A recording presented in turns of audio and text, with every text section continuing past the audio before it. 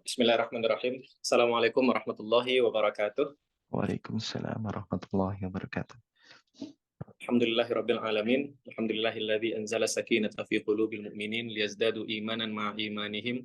Asyhadu an la ilaha illallah wahdahu la syarikalah wa asyhadu anna Muhammadan abduhu wa rasuluh. Allahumma shalli wa sallim ala nabiyyina wa qudwatina wa habibina wa syafi'ina wa sayyidina Muhammad wa ala alihi wa ashabihi wa man ittaba'ahum bi ihsanin ila yaumil qiyamah.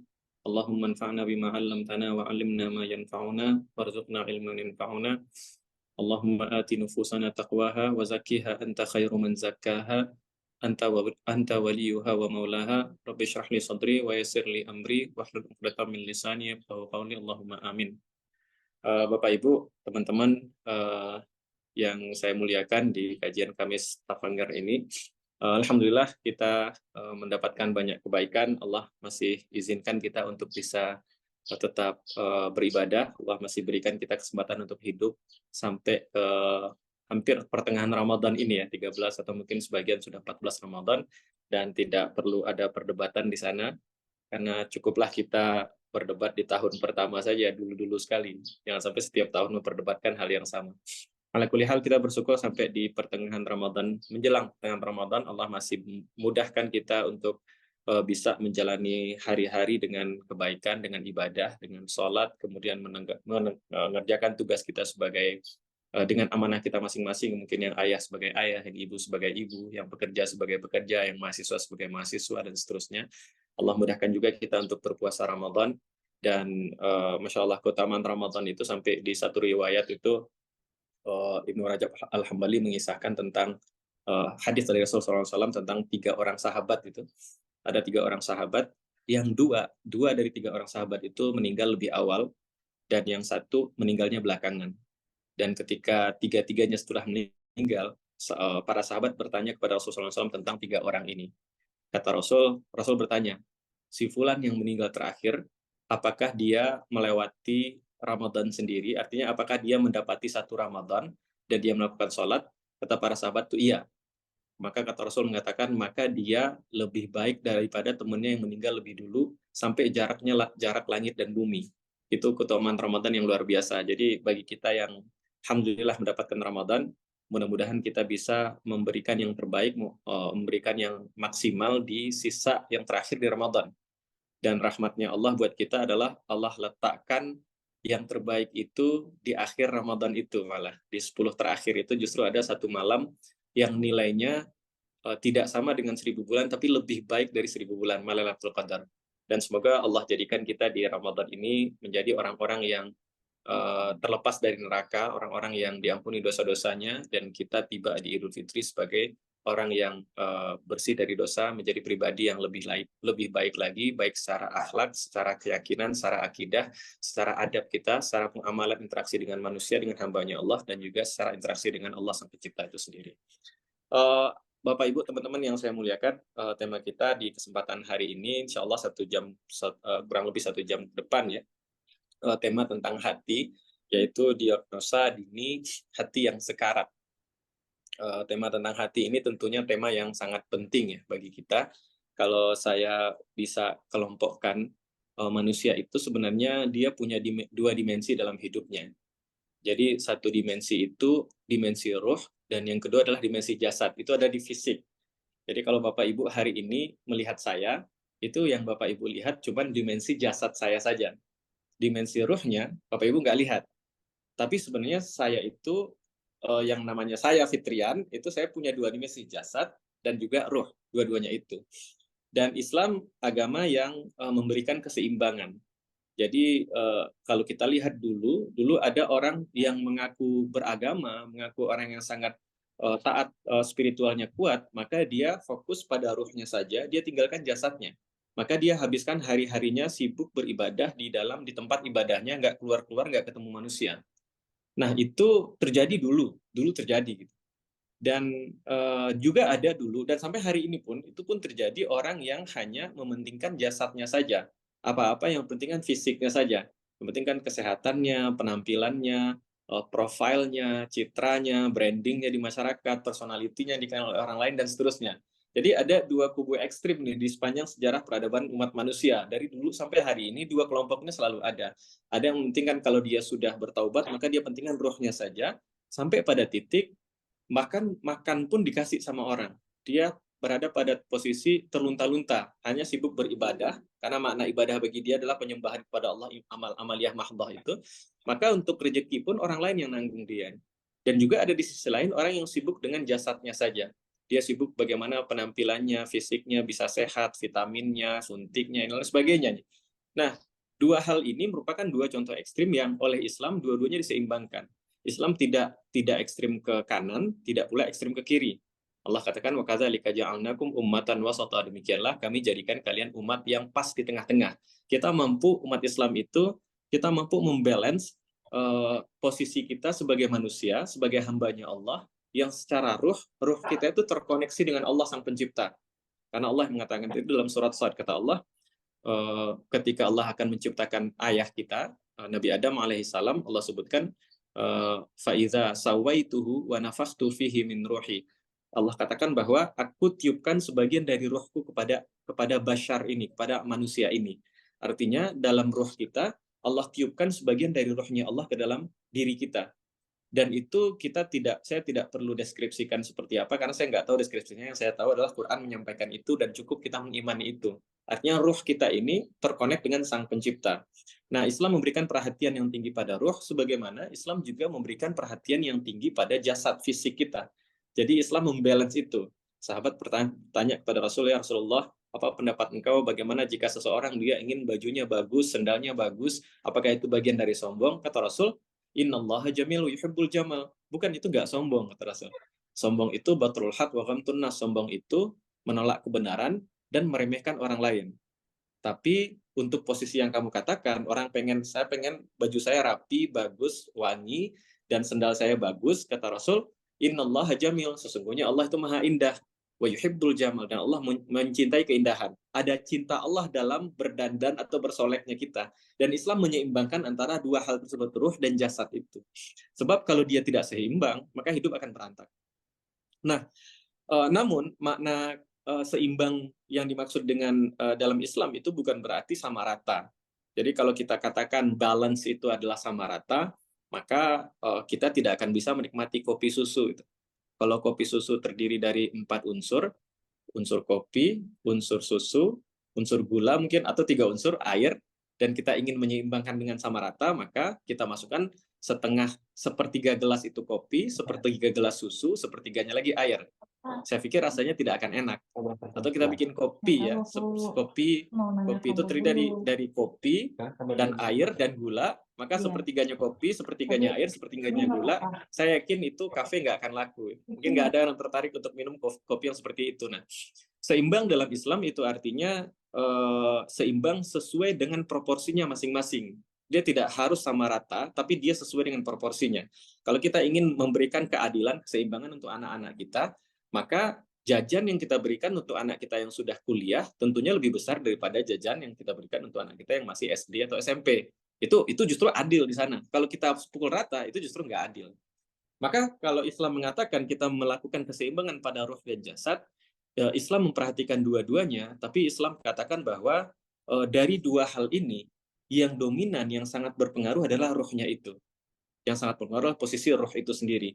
Dan Rasul SAW dalam hadis mengatakan, dari riwayat Bukhari dan Muslim, ini hadis yang sudah sangat familiar pasti di kita. Rasul mengatakan, inna fil jasadi mudghah, bahwa sesungguhnya dalam jasad manusia itu ada mudghah, ada segumpal darah itu. Idza saluhat, kalau segumpal darah ini baik, saluhal jasadu kullu, seluruh badan ini baik. Wa idza fasadat fasadal jasadu kullu, kalau segumpal darah ini buruk, maka seluruh tubuh itu pun buruk. Ala wahiyal qalb, ketahuilah bahwa itu adalah hati. Artinya kalau kita sebutkan ruh itu punya koneksi pada fisik kita, maka ruh itu garis koneksinya. Kalau kita mungkin gambarkan ya, saya mencoba menghubungi ibu saya yang di kampung, maka koneksinya itu melewati handphone, nama alatnya itu, nama uh, device-nya itu HP lah kita sebut, atau telepon, atau hari ini laptop kita chatting dengan orang tua kita. Tapi kalau dia ruh terkoneksi dengan jasad, maka salah satu konektornya itu adalah disebut dengan al-qalb, itu hati itulah. Dan Rasul katakan bahwa di diri manusia itu ada segumpal darah yang dia menjadi panglimanya, yang dia memegang full kontrol terhadap diri kita. Dan itu adalah hati. Itulah hati itu sendiri. Dan kita bisa dapati dalam kehidupan kita bahwa betapa hati itu yang mengambil kontrol paling banyak dalam hidup kita, melebihi apapun. Misal, dalam mendefinisikan bahagia, kalau kita lihat Quran juga memberikan kata-kata bahagia, hayatan thayyibah kata Quran. Dan ulama memberikan seperti di tafsir Tabari dan tafsir Qurtubi, itu saya mencoba kumpulkan hayatan thayyibah itu definisinya setidaknya ada 8 makna hayatan thayyibah, atau hidup yang baik atau hidup bahagia. Di antara yang 8 itu salah satu maknanya adalah kehidupan bahagia yang ada di dunia dengan definisi dunia kita hari ini. Apa itu? Badan sehat, uang cukup, keluarga sehat, kemudian pekerjaan ada, aktivitas bagus, dan seterusnya. Tapi itu hanya 1/8 dari makna kebahagiaan itu. Dan puncak dari kebahagiaan itu, atau yang menjadi kontrol utama dari kebahagiaan itu, ada di hati itu sendiri. Saya kasih contoh, misalnya saya suka mencontohkan orang yang mungkin berada dalam posisi yang sangat bahagia ya. Dia dapat bonus dari tempat kerjanya, dari kantornya. Bonusnya adalah pergi traveling misalnya ke daerah yang dia sangat idam-idamkan untuk pergi ke sana. Rata sama kantornya diberikan bonus itu. Silahkan pergi, membawa anak dan istri, silahkan. Kemudian juga dikasih uang saku, dikasih kartu ATM gitu yang isinya unlimited, silahkan main gesek aja, silahkan belanja di situ. Tinggal di sana selama 2 pekan, 15 hari. Itu kan dia sangat bahagia. Dia sangat bahagia, tapi kebahagiaan itu akan sirna ketika hati yang bermasalah. Nah, ini orang dia berangkat dengan pesawat terbang menuju negara atau kota yang dia tuju untuk traveling dengan semua kebahagiaan. Itu pokoknya semua definisi kebahagiaan di dunia hari ini terkumpul dalam keadaannya hari itu. Dan tiba-tiba di perjalanan dia dapat telepon atau dapat chattingan dari kampungnya.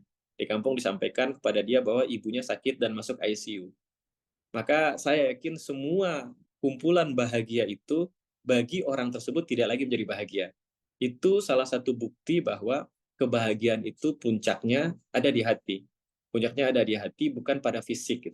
Apakah diberi fisik kita bahagia? Iya, bahagia. Islam tidak memungkiri itu. Orang diberi sesuatu seperti dalam perjalanan Rasulullah SAW sendiri ketika berbisnis ke Syam, pulang dari Syam bawa uang yang banyak, dan riwayat menunjukkan waraja'a fihi rabihan mustabsyira, dan Rasul pulang dari Syam dengan membawa rabihan, keuntungan yang banyak, dan mustabsyira. Dan Rasul sendiri sebelum itu dia belum jadi nabi ya, Muhammad usia 25 tahun waktu itu, Muhammad muda itu mustabsyira, orang yang berbahagia. Jadi kalau dikatakan apakah uang membawa kebahagiaan, Islam mengatakan iya, uang bisa membawa kebahagiaan. Tapi puncak dari kebahagiaan itu sendiri ada di hati itu. Karena uang tidak akan memberikan apapun kalau hatinya berantakan. Karena itu Islam pengen kita memiliki kebahagiaan pertama kita tuh fokusnya ada pada hati itu.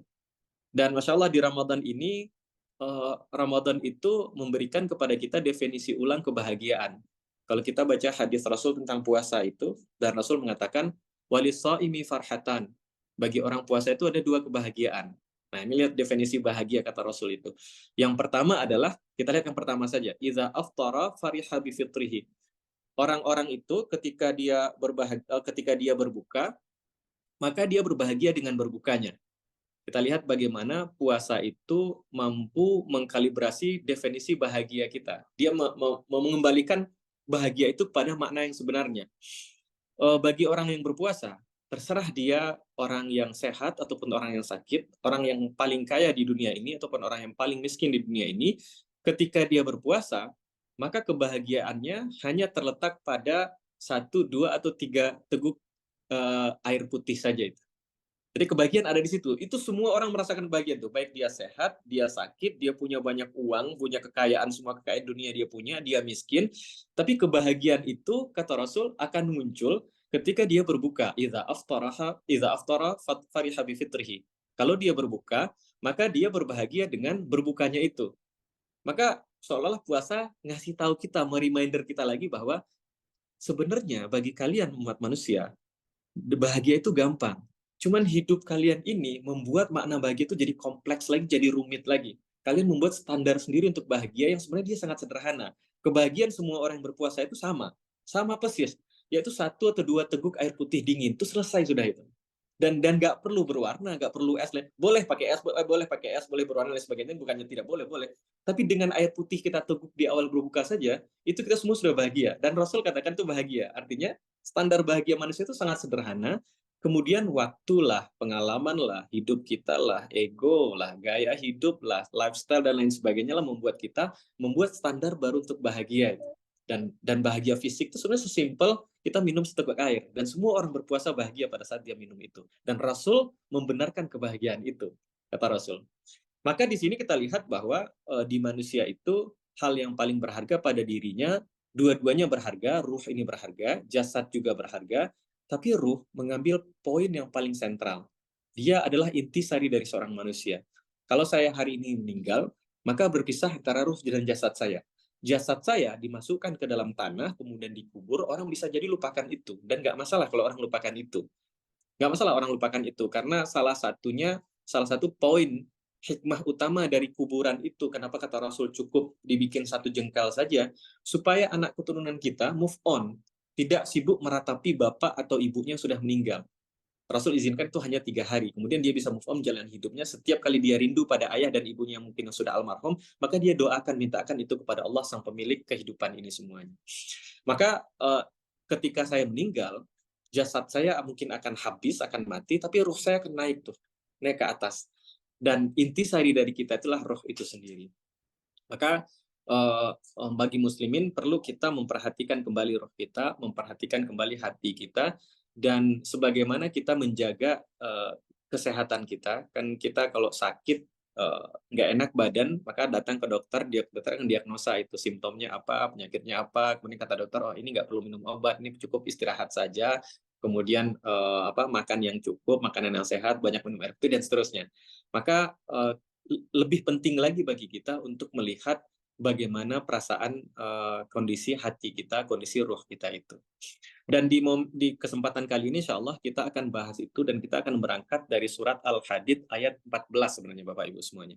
Ayat ke-14, tapi untuk bisa memahami lebih baik tentang ayat 14 ini perlu saya antarkan dari ayat 12 dan 13 itu.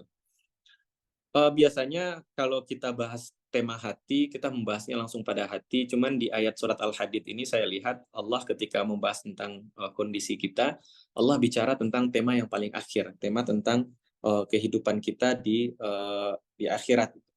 Dan di Quran kita akan dapati banyak sekali pembahasan tentang akhirat. Karena memang di muslimin kita diajarkan dalam beramal itu kita harus memulai amal kita, dan kita memulai amal kita dari pikiran yang terakhirnya seperti apa. Artinya apa? Ketika apapun yang kita lakukan, kita harus mulai itu dengan pikiran nanti ujungnya seperti apa. Seperti itu dalam amal apapun. Dan karena muslimin dia berpikiran jangka panjangnya jauh, maka dia berpikir nggak ujung masa depannya saja.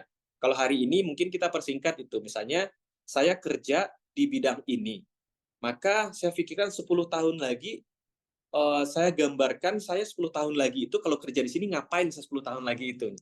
Nah, dengan itu saya berangkat, oh semangat saya seperti itu. Kan hari ini kita lakukan seperti itu. Kita punya proyeksi, 15 tahun lagi saya seperti apa, 20 tahun lagi saya seperti apa. Tapi muslimin, dia juga punya proyeksi yang jauh lebih panjang dari itu, bukan 15, bukan 20 tahun, tapi bisa jadi 15.000 tahun lagi, 20.000 tahun lagi, yaitu nanti ketika kita dibangkitkan di akhirat, saya itu seperti apa keadaan saya. Karena itu di Quran, itu Masya Allah, di Quran itu banyak sekali gambaran tentang bagaimana orang dibangkitkan di akhirat. Dan termasuk di surat Al-Hadid ini. Surat Al-Hadid ayat 12, 13, 14, dan seterusnya ini. Dan sedikit berbeda dengan ayat-ayat yang lain yang ada di Quran. Di surat Al-Hadid ayat 12 dan seterusnya ini, biasanya dalam Quran ketika Allah bicara tentang Allah bangkitkan semua manusia, maka kebanyakan Allah bicara tentang dibangkitkannya umat manusia, dan di situ ada 2 kelompok. Yang satu kelompok yang memiliki iman, satu lagi kelompok yang tidak memiliki iman. Dengan kata lain ada kelompok mukminnya dan kelompok musyrikinnya, atau mukminnya dan kafirnya. Ada 2 kelompok di akhirat itu, ada mukmin, ada kafirnya.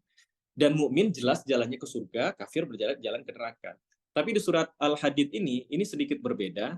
Kenapa? Karena ketika Allah bicara tentang orang-orang yang dibangkitkan, Allah tidak membandingkan antara orang beriman dengan orang yang tidak punya iman. Tapi Allah membandingkan antara orang yang beriman dengan orang yang munafik. Dengan kata lain, Allah bandingkan antara orang yang beriman di dunia Nggak bisa dimatiin dengan ya? orang yang juga kelihatan beriman saat di dunia. Jadi ketika di dunia, dia juga kelihatannya beriman. Tapi ketika di akhirat itu udah selesai. Tidak ada abu-abu. Di dunia mungkin masih ada ruang abu-abu. Di akhirat itu udah nggak ada. Adanya cuma hitam dan putih. Adanya cuma surga dan neraka. Kalau tidak beriman, berarti ya kafir. Nah, di dunia itu bisa jadi orang beriman, tapi dalam hatinya nggak beriman. Bisa jadi orang yang penampilannya biasa saja, tapi dia orang yang Allah muliakan. Di akhirat sudah nggak ada pembedaan itu lagi. Itu semua clear. Nah, di surat Al-Hadid ini Allah bahas tentang bagaimana Allah bangkitkan orang-orang yang beriman dan orang-orang yang kelihatannya beriman dulu di dunia, tapi di akhirat sudah tidak. Sudah selesai ceritanya. Maka Allah katakan di surat Al-Hadid ayat 12, Allah katakan, A'udzubillahi minasyaitonirrajim, Bismillahirrahmanirrahim. Yauma taral mu'minina wal mu'minati yas'a nuruhum baina aydihim wa bi aymanihim busyrakumul yaum jannatun tajri min tahtihal anhar khalidina fiha dzalika huwal fawzul azim.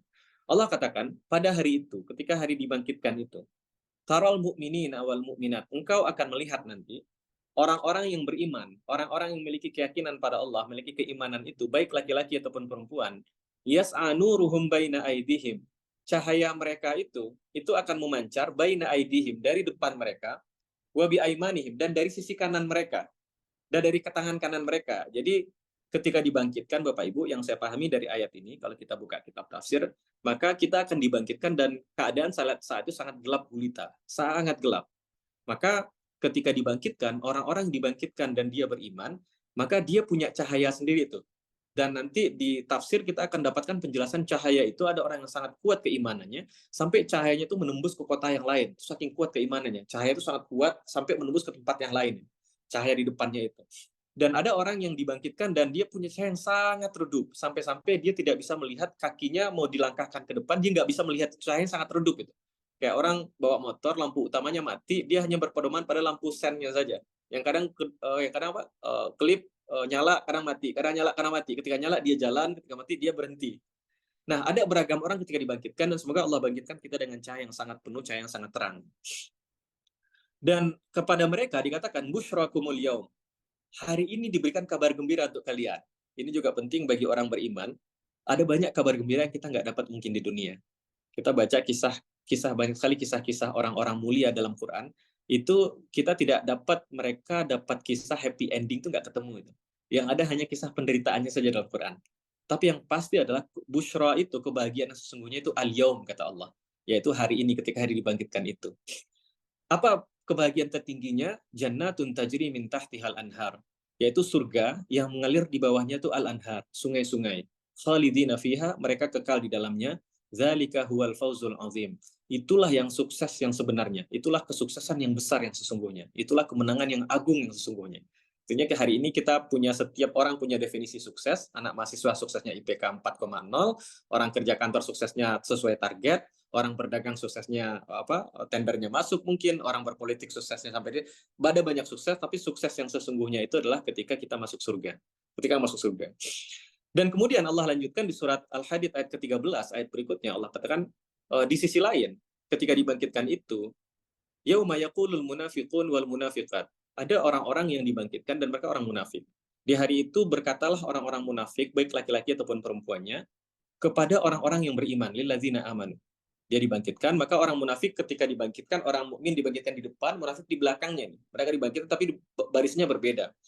Orang-orang munafik mengatakan, unzuruna, coba orang-orang beriman, orang-orang di depan kami, unzuruna, lihat dong, noleh ke kami, naqtabis min nurikum, supaya kami dapat iktibas. Iktibas itu dapat exposure lah, paparan dari supaya kami terpapar oleh cahaya kalian.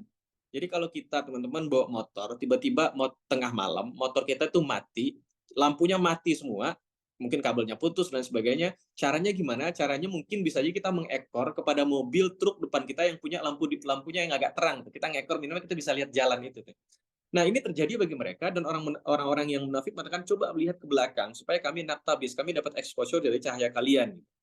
Qila, kemudian dikatakan kepada mereka, Nah, ini yang mengatakan nggak tahu siapa yang mengatakan, apakah orang beriman yang mengatakan, apakah Allah yang mengatakan, cuman di Al-Quran karena qila, dikatakan pada mereka ini, irji'u wara'akum, kembali ke belakang. Balik ke belakang, lihat, kata kepada orang munafik ini. Faltamisu nura, maka carilah cahaya kalian sendiri. Maka disuruh cari cahaya sendiri. Kalau di tafsir ini disebutkan ini merupakan salah satu bentuk sarkasme dalam bahasa Arab ini.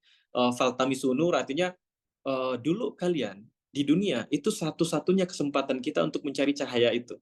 Kenapa? Karena di Quran kita akan dapati nur itu banyak sekali disebutkan dalam Quran. Banyak sekali. Allah katakan bahwa Allah itu nur sendiri. Allah juga katakan bahwa Al-Quran itu juga nur. Allah katakan bahwa orang beriman itu kebaikan yang akan jadi cahaya. Rasul juga mengatakan bahwa ketika kita berwudu maka tempat yang berwudu itu kita ghuran muhajjalin, tempat yang kita wudu itu kita seperti ada cahaya yang keluar dari bagian yang kita berwudu itu. Ada banyak pembahasan cahaya dalam Quran ataupun hadis, dan itu semuanya pembahasannya kalau mau cari di dunia. Jadi ini seperti sarkasme dikatakan pada orang munafik itu di akhirat udah nggak ada waktu. Jadi kata mereka carilah cahaya kalian itu, tapi udah terlambat sebenarnya. Faltamisu nura. Faturiba bainahum bisurin lahu babun.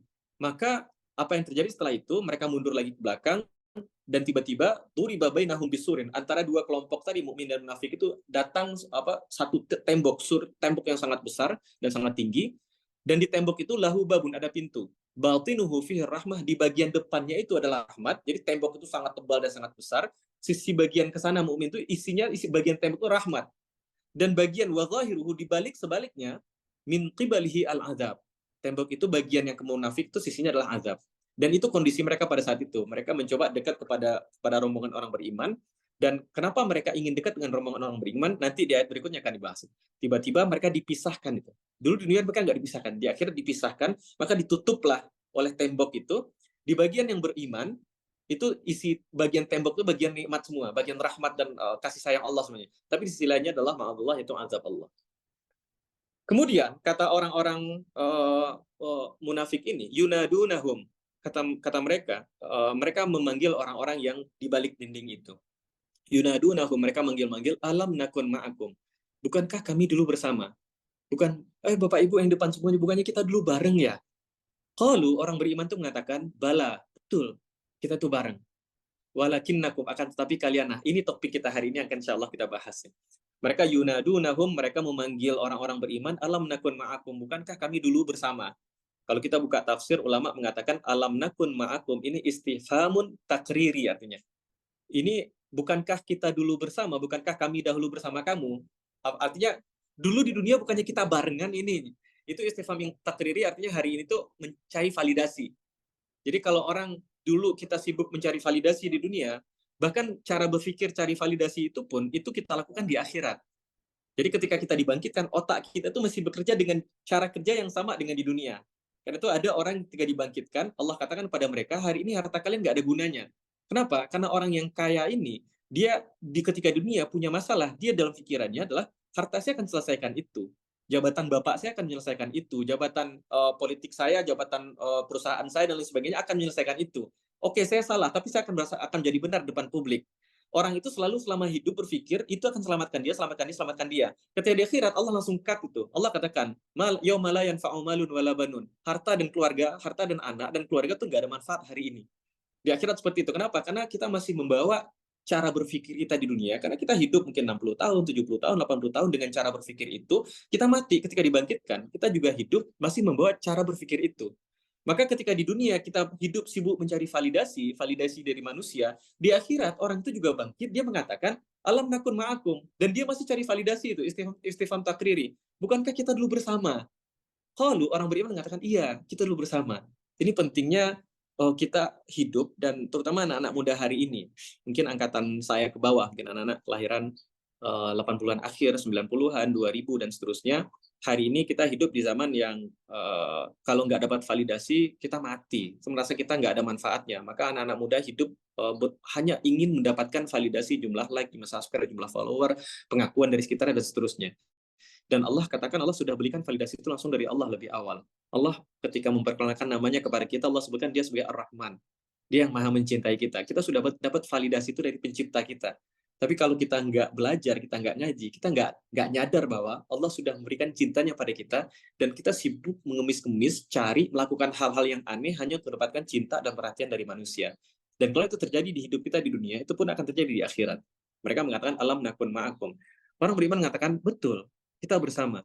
Walakin nakum, tapi kalian melakukan 4 hal. Dan 4 hal inilah yang bisa menjadi salah satu cara kita mendiagnosa hati kita, apakah dia rusak atau ma'adallah yang sampai dia sekarat ataupun yang sampai dia mati.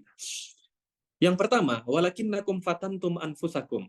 Kata Quran, akan tetapi kalian, kata orang beriman, dulu kita bersama, teman-teman. Dulu kita bersama. Akan tapi yang kalian lakukan, satu, fatantum anfusakum. Fatantum, kalian menfitnah anfusakum, diri kalian sendiri.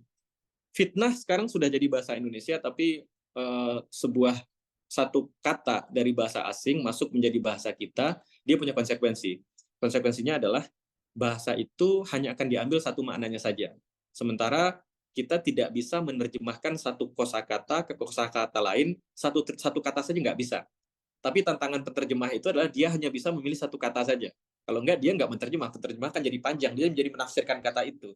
Tapi memang begitu, satu kosakata nggak bisa plek ketiplek diterjemahkan jadi satu kosakata kali ke bahasa yang lain. Kalau kita kan ada fitnah hari ini, fitnah yang kita hari ini disebut dengan fitnah itu ngomongin orang yang dia nggak lakukan itu. Itu salah satu makna fitnah bisa jadi itu. Tapi fitnah punya banyak makna dalam Quran, dalam bahasa Arab, dan akar kata fitnah itu, orang Arab menggunakan kata fitnah. Saya memfitnah emas, kata orang Arab. Emas logam mulia itu perlu difitnah untuk mengetahui berapa kadar kemurnian logam mulia ini, kemudian emas. Apa yang dilakukan orang-orang pengrajin emas itu, dia akan memfitnah emas itu, artinya dia harus menguji emas itu. Dan ujian yang dilakukan pada emas itu ya macam-macam, bisa jadi emasnya dilebur, dicairkan, dikasih cairan tertentu dan lain sebagainya untuk memastikan berapa kadar emas itu. Jadi itu sebenarnya makna fitnah pada awal itu adalah itu. Dan hidup dunia itu juga fitnah. Hidup dunia juga fitnah, anak dan istri juga fitnah. Fitnah itu bukan negatif saja, artinya anak dan istri dan keluarga kita itulah ujian hidup kita. Ujian untuk hidup kita itu. Maka orang-orang ini dikatakan oleh orang beriman, iya, kita dulu bersama, walakinnakum, tapi kalian sering memfitnah diri kalian. Kalian sering menguji diri kalian. Kalian sering mengetes diri kalian. Artinya apa? Artinya begini. Kita yang alhamdulillah Allah berikan hidayah untuk kita, mungkin sebagian besar kita sudah mendapatkan hidayah dari sejak kita lahir. Kita lahir dari komunitas masyarakat Indonesia yang alhamdulillah mayoritas muslim, orang tua kita muslim, kita berislam dengan itu, dan kita ditanamkan ilmu dan pelajaran keislaman dari sejak kecil. Di masyarakat Indonesia yang juga diajarkan keislaman sejak kecil. Kemudian ketika kita tumbuh besar, kita datang ke negeri yang mungkin merantau ke tempat yang jauh, apalagi Bapak Ibu semua yang sangat jauh di Stavanger, di Norwegia sana. Kita mulai hidup dengan tradisi yang berbeda, manusia yang berbeda. Dan kemudian yang kita lakukan adalah kita merasa, saya ambil satu contoh saja, bukan satu-satunya, satu contoh saja. Saya merasa nyaman. Saya ambil contoh misalnya di tempat yang gampang lah di Indonesia ini. Kasus yang agak marak di Indonesia itu adalah kasus perselingkuhan di dunia pekerjaan. Itu yang marak. Dan biasanya itu dimulai dengan seorang laki-laki, dia bekerja di kantor, dan dia dekat dengan perempuan di kantornya itu. Dan ini dua-duanya orang baik, pada awalnya orang baik. Kemudian dia merasa, kayaknya nggak apa-apa deh saya dekat. Ya, saya kok cuma dekat, biasa saja, ngobrol biasa saja, kayaknya nggak ada masalah. Saya ngomong, pertama memang murni urusan kantor, dan itu dibolehkan, dalam syariat Islam juga dibolehkan. Tapi lama-kelamaan muter tuh obrolan dari kemana-mana itu. Akhirnya dia jadi saling lempar job satu sama lain, saling kirim meme satu sama lain dan lain sebagainya. Itu terjadi. Kemudian dia merasa sebagian hatinya ada yang salah nih. Terus dia bilang, kayaknya nggak apa-apa. Itu dia. Saya punya iman loh. Saya punya iman. Nanti saya pulang, saya ke masjid ngaji, ketemu sama komunitas saya, ngobrol, ngaji dan sebagainya. Kayaknya nggak ada masalah nih. Dan dia mulai mengetes diri dia sendiri. Itu ulama mengatakan, jangan, biarkan yang berhak ngetes iman kita cuma Allah. Kalian jangan coba tes iman kalian sendiri. Kita kan nggak ada yang mentes nyawa kita. Iman itu kan kayak nyawa kita. Orang kalau udah hilang imannya, hidup dia udah mati sebelum mati. Hidupnya udah kayak kematian. Kita nggak pernah ngetes nyawa kita. Saya coba tes nyawa saya lah, saya coba nyebrang di jalan tol. Kita nggak lakukan itu. Tapi kadang manusia dilakukan itu pada keimanannya. Kayaknya nggak apa-apa. Saya coba jalannya. Nanti ketemu Ramadan kok. Saya akan tobat, minta ampun pada Allah. Nah, awalnya fatantum anfusakum. Maka di antara tanda kasihnya hati adalah kita mulai merasa nyaman dengan keadaan saat ini, dan tidak ada kepikiran untuk improvement itu, nggak ada kepikiran untuk memperbaiki diri, nggak. Kita nyaman, kayaknya udah oke aja. Sholat 5 waktu nggak berkurang, jumlah sholatnya nggak berkurang, bahkan masih di masjid mungkin sholatnya. Sedekahnya masih dia lakukan. Tapi hubungan yang Allah haramkan ini, dia tetap lakukan itu, dan dia merasa kayaknya masih aman. Fatantum anfusakum. Tapi sebenarnya, ketika dia melakukan itu, kalau kita punya iman kita ada merata ada yang nggak beres di hati. Dan kita harus perbaiki itu. Ada bagian diri kita yang mengatakan bahwa kamu melakukan kesalahan. Dan kita nggak perlu punya ilmu fikih yang sangat tinggi, nggak perlu ngaji sekian puluh tahun, baca kitab sekian, nggak perlu tahu.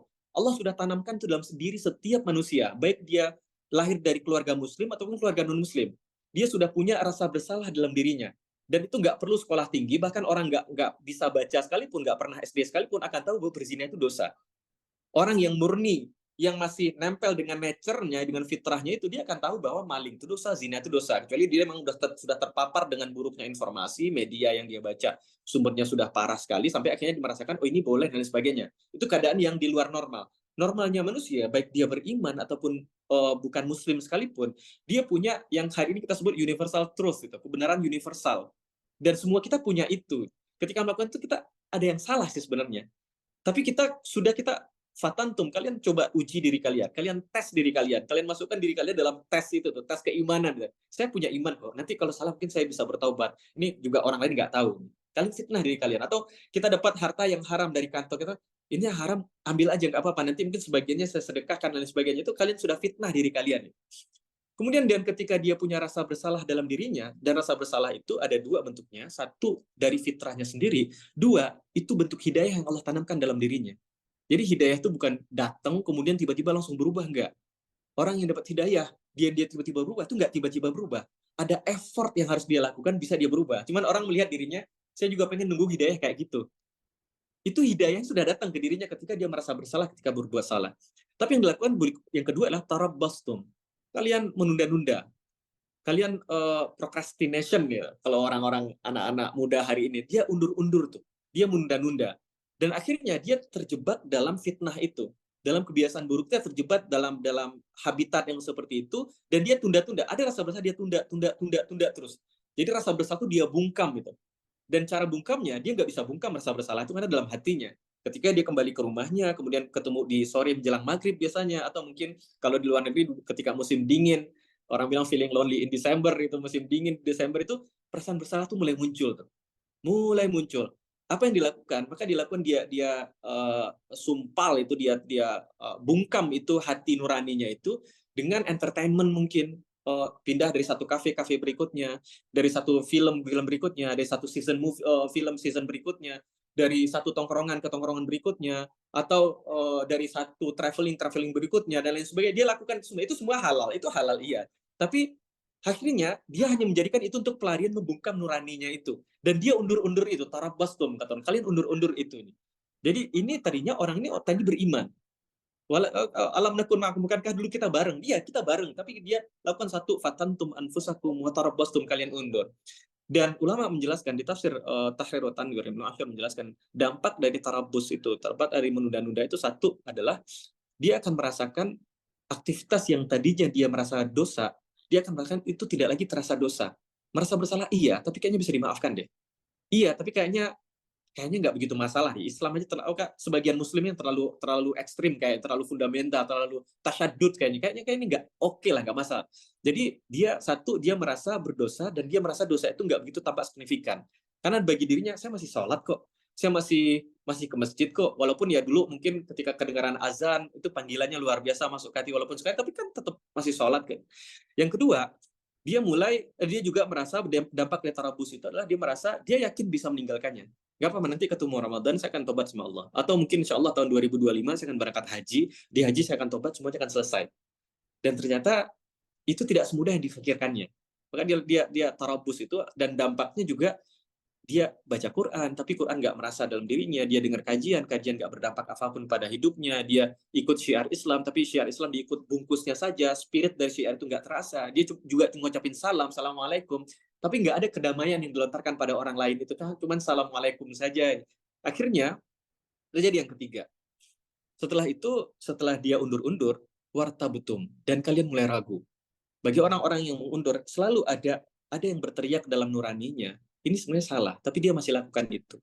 Yang dia lakukan, dia bungkam nuraninya, sampai akhirnya itu bertolak belakang. Nurani yang tadi dominan dalam dirinya, itu menjadi turun, akhirnya kebiasaannya itu yang jadi naik. Gitu. Yang jadi naik. Dan apa yang terjadi setelah itu? Jadi nuraninya semua pengajian agama yang waktu kecil dia dengar di pengajian, ibunya nasihatin itu, bapaknya nasihatin itu, guru agamanya nasihatin itu, di pesantren dipelajari itu tadinya sangat kuat ngakar dalam dirinya, tiba-tiba nurun tuh. Nurun yang naik adalah yang naik kebiasaan dia hari ini. Warta betum, dan kalian mulai ragu, dan kalian mulai berpikir, katakan kalian mulai berpikir, kayaknya Islam ini aja yang berlebihan. Saya lihat kok orang-orang lain tuh bahkan dia kafir loh, nggak menyembah Allah loh, hidupnya happy-happy aja, dia senyum-senyum aja, kayaknya memang Islam syariat ini yang berat kan, yang jadi bebannya syariat ini sebenarnya ini. Nah, Quran menyatakan kalian mulai ragu itu. Dan setan juga membisikkan. Jadi keraguan itu bukan saja dari pikiran kita, setan juga membisikkan. Dan hebatnya setan itu punya kemampuan menawarkan kepada kita barang yang jelek, dan itu ditawarkan dalam bungkus yang sangat indah. Warta betum, dan kalian mulai ragu. Dan kalian kayaknya Islam memang harusnya Islam itu hanya sekedar sholat, kemudian Islam itu hanya sekedar nanti pernikahan pakai Islam, kematian pakai Islam, kelahiran disambut dengan akikah dan keislaman, ya paling itu hasil. Dan mungkin dalam setahun ada 1 bulan kita charity, lahirnya selainnya kan kita dikasih kebebasan hidup ya. Kita mulai ragu nih, mulai melihat Islam kayaknya bukan gaya hidup lagi. Islam itu hanya sekedar ritual-ritual tertentu, formalitas tertentu yang orang lain lakukan setiap tanggal tertentu, kita juga lakukan itu kok. Dan kita mulai ragu dengan Islam sebagai penuntun kehidupan kita. Dan akhirnya wagharratkumul amaniya. Wagharratkumul amaniyu. Gharratkum artinya al-amani itu nanti angan-angan kosong, itu gharratkum, menipu kalian. Dan karena manusia itu sifatnya dia perlu motif dalam hidup. Kita nggak robot. Kita berbeda dengan robot. Robot bisa mengerjakan hal yang itu saja, berulang kali selama ribuan kali, dan tanpa komplain. Manusia nggak. Manusia hanya bisa melakukan hal-hal yang itu saja berulang-ulang kali tanpa komplain kalau dia punya motif, dia punya alasan. Dan sebaik-baik alasannya adalah keimanan kepada Allah. Itu sebaik-baik motif. Kenapa kita mau melakukan sholat setiap hari 5 kali, sehari dan semalam, setiap kali sampai kita mati? Nggak ada cerita. Orang sakit, dia nggak bisa sholat berdiri, maka diizinkan duduk. Sampai kita meninggal, itu kita disuruh melakukan sholat terus.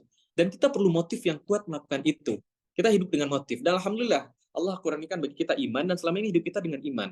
Tapi ada orang yang ketika tumbuh besar, dia hidup dengan iman, tapi dia fitnah dirinya, kemudian dilakukan tarabus, kemudian dia mulai ragu. Yang terjadi berikutnya adalah, keimanan itu, akhirat itu bukan jadi motif utama dia. Obsesinya bukan lagi akhirat. Jadi ketika, kalau orang hari ini, misalnya, orang bekerja, seorang beriman dia bekerja, dia cari uang. Tapi motif utamanya itu adalah saya bekerja, saya cari uang, saya dapat uang, saya bisa nafkahi anak saya bisa nafkahi istri saya bisa kirim ke orang tua saya di kampung, saya bisa berbagi kepada saudara-saudara saya bisa bantu orang-orang yang miskin, yang kelaparan, yang nggak seberuntung saya bisa bantu orang-orang yang lagi proses belajar, tahfiz Quran, pesantren, ngaji, dan sebagainya. Saya bisa partisipasi dalam amal dakwah, partisipasi dalam orang-orang bencana alam, partisipasi dalam hal yang terjadi di Palestina dan sebagainya. Maka saya bekerja cari uang sebanyak mungkin dengan itu. Jadi motifnya itu nggak dunia. Orang beriman tidak seperti itu. Dan Rasul mengatakan fahuwa fi sabilillah, orang kayak itu fi sabilillah. Walaupun di dunia dia yang dicari itu cuan yang dicarinya. Rasul bilang itu fi sabilillah dalam hadis riwayat Baihaqi. Tapi ketika orang sudah hilang motif dengan akhirat, karena dia fatantum anfusakum wa tarabbastum, dan mulai ragu, akhirnya karena ragu pada agama ini, dia hilang motif dengan agama ini. Akhirnya satu-satu motifnya dalam hidupnya semuanya tentang dunia. Semuanya dunia. Dan dia mulai pikir, kayaknya kok nggak beres hidup ya, tapi mungkin saya akan bahagia kalau gaji saya udah 2 digit. Kayaknya kalau nggak tahu kalau di luar negeri seperti apa, kalau di Indonesia gaya hidupnya kan kalau gaji saya udah 2 digit, mungkin saya sudah merasakan kebahagiaan dalam hidup itu ketika gajinya sudah mungkin 20 juta, 30 juta, kemudian saya udah punya rumah sendiri, kemudian satu mobil yang kecil city car untuk kemana-mana, untuk belanja ke warung, dan juga ada mobil yang besar bisa untuk traveling keluar kota dan sebagainya. Itu baru saya bahagia. Wagharratkumul amaniya, dan dia kejar itu jadi motif, satu-satunya motif. Dia kerja jungkir balik dalam satu pekan 5 hari, libur cuma 2 hari, dalam 1 tahun kerja 12 bulan, cuti cuma 12 hari, habiskan itu hanya untuk mendapatkan itu. Itu gharratkumul amaniya. Gharratkumul amaniyu kata Quran. Dan dalam bahasa psikologi itu namanya fallacy arrival. Fallacy arrival itu artinya persis sama, bahwa orang berpikir kalau saya arrive at point on something dalam hidup saya akan bahagia. Ternyata itu fallacy, ternyata itu tipuan doang. Dia arrive sampai di sana dan dia nggak dapatkan kebahagiaan itu. Oh, kayaknya kebahagiaan itu bukan gaji 10 juta, 20 juta deh. Kayaknya 100 juta deh. Akhirnya dia kejar lagi, jungkir balik ke sana, nyampe di sana juga nggak dapat lagi. Nah, itu kata Quran, wa gharratkumul amani. Akhirnya obsesi kalian dalam hidup semuanya dunia, semua dunia. Bahkan Allah ciptakan kita manusia dengan yang roh kita terkonek dengan Allah, itu pun nggak berfungsi. Itu device dalam diri kita itu yang Allah ciptakan. Allah katakan di surat Sad itu, Allah sebutkan, wa nafakhtu fihi min ruhi, aku tiupkan sebagian dari rohku pada Adam itu, pada manusia itu. Allah nggak sebut Adam, Allah sebutnya bashar, artinya manusia. Artinya nggak cuma Nabi Adam alaihissalam doang, tapi kita anak cucunya juga mendapatkan porsi bagian itu. Maka sebagian dari itu pun nggak ada fungsi di diri kita. Dan akhirnya semua obsesi dalam hidup kita semuanya yaitu agharatkumul amani, yang kita cari cuma semuanya dunia. Kemudian hatta jaa amrullah, dan itu berlangsung sampai keputusan Allah datang. Artinya sampai ajal itu datang. Dan kita nggak lupa hidup sibuk dengan mengejar semua keinginan yang kita pikir kalau saya sampai posisi itu saya akan bahagia. Dan ternyata bersamaan dengan capeknya kerja, usia juga habis, dan tiba-tiba hari sudah sore dan sudah senja, sudah masuk malam. Hatta jaa amrullah, sampai ketetapan Allah datang. Ulama menafsirkan amrullah itu artinya ajal itu datang, kematian sudah datang. Wa gharrakum billahil gharur. Dan al-gharur ini itu bentuknya mubalaghah, isim mubalaghahnya. Kalau gharur itu orang yang sangat lihai menipu. Al-gharur artinya seseorang atau satu sosok, satu tokoh yang sangat ahli menipu. Dan tokoh yang sangat ahli menipu ini sudah berhasil menipu kalian dengan Allah. Dia berhasil menipu kalian. Dan siapa itu? Ulama mengatakan al-gharur adalah setan dan iblis. Artinya setan sudah berhasil membisiki kalian dan dia melihat semua yang kalian lihat indah itu sebenarnya itu keburukan yang dia tawarkan. Dan baru kemudian Allah katakan fal yauma, maka hari ini. Itu cerita mereka ketika hidup, maka di hari ini Quran katakan fal yauma, maka hari ini, setelah di akhirat. Hari ini la yu'khadhu minkum fidyatun, tidak diterima dari kalian fidyah. Fidyah itu tebusan. Ibu-ibu nanti ada yang lagi hamil atau menyusui dan dia tidak bisa puasa, maka ulama mengatakan bahwa kalau dia hamil atau menyusui, dia takut akan dirinya. Artinya kalau saya puasa nih, mungkin saya akan sakit, maka dia cukup bayar qadanya saja, dia ganti puasanya. Tapi kalau dia takut terhadap anaknya, saya nyaman aja nih tetap puasa, tapi saya takut nanti kalau saya hamil, janin saya ini akan sakit. Maka dia harus membayar puasanya di luar Ramadan, dia bayar puasanya dan dia juga bayar fidyah itu. Nah, fidyah itu artinya tebusan atas tidak melakukan sesuatu. Nah, di akhirat nanti kepada orang-orang itu, falyum, maka hari ini la yu'khadhu minkum fidyatun. Maka tidak ada tebusan yang bisa menebus apa yang kalian lakukan dulu. Wala minal ladzina kafaru, dan tidak pula dari orang-orang kafir. Dan yang paling mengerikan dari ayat ini adalah orang-orang yang kelihatan beriman tadinya, Allah samakan, sejajarkan mereka dengan orang-orang kafir di akhirat. Kenapa? Karena di akhirat sudah tidak ada ruang tengah lagi, ruang abu-abu nggak ada. Pilihannya cuma sisi kanan atau sisi kiri, masuk surga atau masuk neraka, cuma itu saja. Dan ketika itu orang-orang yang terlihat beriman, mungkin dia berada pada posisi tengah dan lain sebagainya, tidak ada cerita lagi, wala minal ladzina kafaru, tidak pula dari orang-orang kafir. Mereka dan orang kafir sama posisinya. Ma'wakumun nar, tempat kembali kalian semuanya adalah neraka. Semoga Allah jaga kita dan keluarga kita dari neraka. Hiya maulakum, dialah tempat berlindung kalian, wa bi'sal masir, dan neraka adalah seburuk-buruk tempat kembali. Semoga Allah jaga kita dari neraka itu. Dan itu adalah 4 tahapan, Bapak Ibu semuanya, 4 tahapan dari bagaimana kita mendeteksi keadaan hati kita dan kita lihat kita di posisi yang mana. Bisa aja kita posisi fatantum anfusakum wa tarabbastum, atau kita bisa posisi mulai masuk wartabetum. Kita sudah meragukan syariat ini, kita lakukan Islam ini. Kayaknya yang penting saya punya Tuhan deh kayaknya. Dan nggak mungkin Tuhan itu kejam, nggak mungkin Tuhan macam-macam lah itu. Dan silahkan ini ayat ini adalah semua pembahasan kemunafikan dalam Quran. Itu saya menyebutkan, kalau saya ngajarin bagian pembahasan kemunafikan dalam Quran, saya sampaikan ini adalah ayat yang hanya perlu kita bahaskan untuk diri kita. Ini bukan ayat yang kita jadikan tools untuk menilai orang lain, enggak. Kemunafikan itu pembahasan yang hanya saya gunakan untuk diri saya. Karena tidak ada seorang pun yang bisa menilai kemunafikan di diri orang lain. Tidak Rasul SAW sekalipun. Karena itu dalam riwayat disebutkan, Rasul itu sampai nama-nama orang munafik di Madinah itu tuh turun dari langit.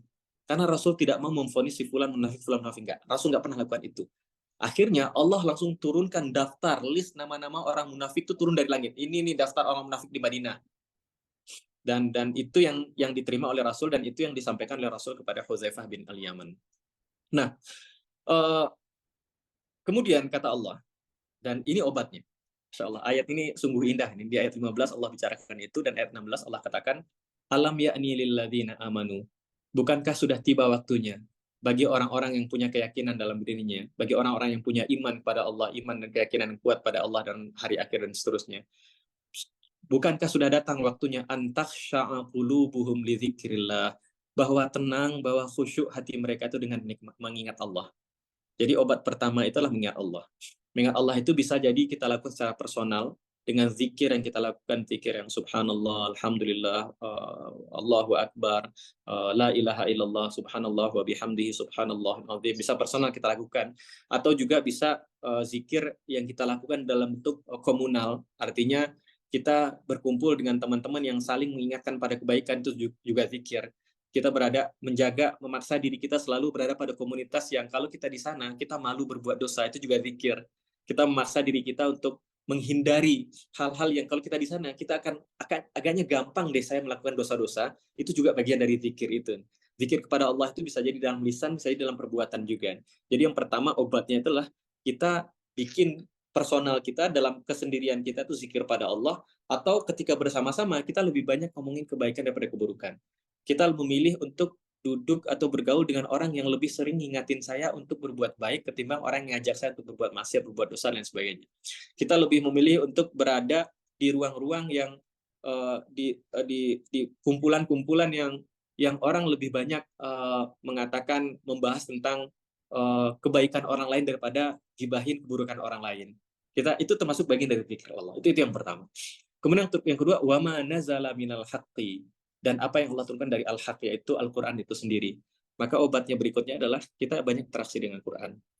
Quran itu adalah satu panduan yang Allah berikan untuk kita, dan itu bertahan selama 1400 tahun dari dulu. Jadi kalau kita pengen tanya kebenaran Quran, sampai hari ini Bapak Ibu, tidak ada kitab, tidak ada satupun buku yang bertahan, yang usianya 1400 tahun, dan tidak satu kata pun berubah. Dan nggak cuma satu kata pun berubah. Hari ini ada namanya classic books, buku-buku klasik. Gitu. Tapi buku-buku klasik hari ini buku-buku yang banyak orang-orang puji, tapi nggak ada yang baca tuh buku. Tapi Quran itu usianya 1400 tahun, dan sampai detik ini tidak pernah ada satu detik berlalu di planet bumi ini kecuali pasti akan ada, selalu ada orang baca Quran. Selalu ada baca Quran. Saya dulu waktu kuliah di masjid dekat di asrama kita itu ada masjid, itu jam berapapun kita ke masjid itu pasti kita akan temukan akan ada mahasiswa yang lagi baca Quran. Mau jam 1 malam, mau jam 8 pagi, mau jam 9 malam, jam 12 siang, pasti selalu ada orang baca Quran.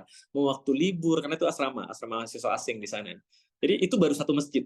Maka dari dulu sampai hari ini itu Quran selalu dibaca. Dan tidak ada kitab yang bertahan sekian lama, tidak ada perubahan sama sekali, yang selalu dibaca. Nggak cuma dibaca, tapi dia diriset dan diteliti. Tidak ada buku di alam semesta ini yang mana buku itu kalau dibaca oleh seorang doktor itu bisa membuat riset ilmiah, bisa membuat disertasi dari buku itu. Dan buku yang sama kalau dibaca oleh seorang supir truk, dibaca oleh seorang petani, orang itu bisa menangis karena membaca buku itu. Itu buku yang sama loh. Dan cuma ada Quran. Ada Quran itu. Dan itu bertahan sekian lama. Dan Allah janjikan itu, inna nahnu nazzalnal Quran, nazzalna dzikra wa inna lahu lahafidhun. Sungguhnya kami yang menurunkan Quran yang az-dzikra, Quran yang tujuannya sebagai reminder ini, dan kami juga akan menjaganya.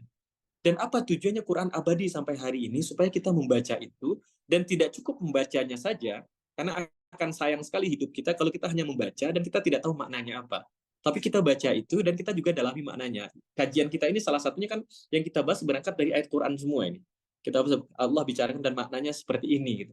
Kita ingin ketika kita baca, ketika mungkin suatu waktu lagi nanti Bapak Ibu bertemu dengan surat Al-Hadid ini dan membaca bagian ini, semoga kita ingat bagian dari kajian ini.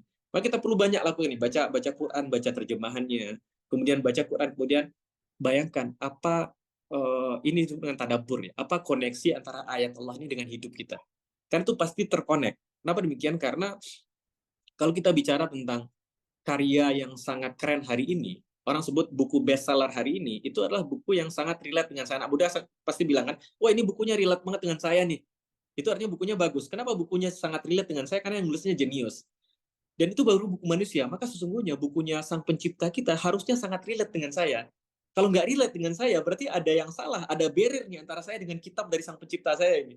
Kenapa kalau buku orang lain saya bisa relate dengan saya, masa buku Sang Pencipta saya dan buku pencipta orang jenius tadi itu nggak relate dengan saya. Artinya tadabbur Quran itu kita baca Quran dan pasti ada bagian dari Quran yang ngomong tentang diri saya, tentang hidup saya, dan persis gitu. Sampai ulama mengatakan selalu ada dalam hidup ulama itu ayat Quran yang mereka tidak jelaskan ke muridnya. Kenapa? Karena ayat Quran itu hanya bicara pada dirinya. Dan kita ingin Quran itu juga bicara pada kita. Karena Quran itu diturunkan untuk zikra. Bukan saja dibaca, tapi dibaca juga dengan pemahaman. Wa ma nazala minal haq. Kemudian yang ketiga, wala yakunu kalladzina utul kitab. Dan janganlah seperti orang-orang yang diberikan kepada mereka kitab min qablu dari sebelumnya, fatala alaihimul amad. Kemudian zaman berlalu, zaman yang panjang berlalu pada mereka dan kitab nggak punya fungsi bagi mereka. Quran ada di mereka, di HP mereka ada, di laptop mereka ada, di tablet mereka ada, di lemari mereka tersusun beragam Quran dengan bermacam terjemah dan transliterasi padahal dan nggak disentuh sama sekali. Orang itu terjadi. Jangan seperti itu. Fakasat kulubuhum, berlalu zaman pada mereka, kitab bersama mereka, fakasat kulubuhum, tapi hati tetap saja keras. Wa katsirun minhum fasiqun, dan kebanyakan di antara mereka adalah orang-orang yang fasik. Maka kita lakukan tiga ini dan Allah katakan, ini ayat yang penutupnya, kata Allah di surat Al-Hadid ayat 17, ya'lamu, ketahuilah, in annallaha yuhyil arda ba'da mautiha, sesungguhnya Allah yang menghidupkan bumi ini setelah matinya. Qad bayyana lakumul ayat la'allakum ta'qilun. Sungguh kami telah jelaskan kepada kalian ayat-ayat. Ayat Allah ada dua, ada ayat Allah yang termaktub dalam Quran, ada ayat Allah yang tersebar di alam semesta ini. Maka semua yang kita lihat, semua experience kita itu juga ayat Allah. Semuanya ayat Allah dan dia terkoneksi antara ayat Allah yang ada dalam kitab dengan ayat Allah yang ada dalam semesta. Hubungan suami istri kita adalah ayatnya Allah. Kenapa kita bapak dari anak kita adalah ayatnya Allah. Kenapa istri kita ibu dari anak kita adalah ayatnya Allah. Kenapa saya bekerja dan terdampar di negeri ini itu adalah ayatnya Allah. Dan itu perlu tadaburi itu juga. Itu juga. Dan unik ayat ini, tadi Allah bicara tentang keadaan orang-orang di hari kiamat. Tiba-tiba di ayat 17 Allah ngomong, ketahuilah sesungguhnya Allah menghidupkan bumi setelah matinya. Bumi yang tandus, kemudian Allah turunkan hujan, dan gak lama bumi itu jadi subur dan hijau lagi. Kenapa tiba-tiba mendadak Allah bicara yang tadinya ngomong akhirat, ternyata tiba-tiba ngomong hari ini banget nih, bumi tandus, kemudian subur lagi.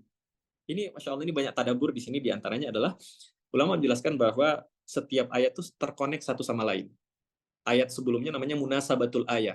Ayat 17 punya koneksi yang sangat kuat dengan ayat 16. Dan ayat 17 punya koneksi yang sangat kuat dengan ayat 18. Selalu seperti itu. Walaupun pada awalnya kita lihat, kok nggak ada hubungannya ya? Tadi dari ayat 12, 13, 14, 15, 16, Allah ngomong tentang orang di hari bangkitkan. Tiba-tiba ayat 17, Allah ngomong tentang dunia hari ini, yang tanah yang tandus kemudian hidup.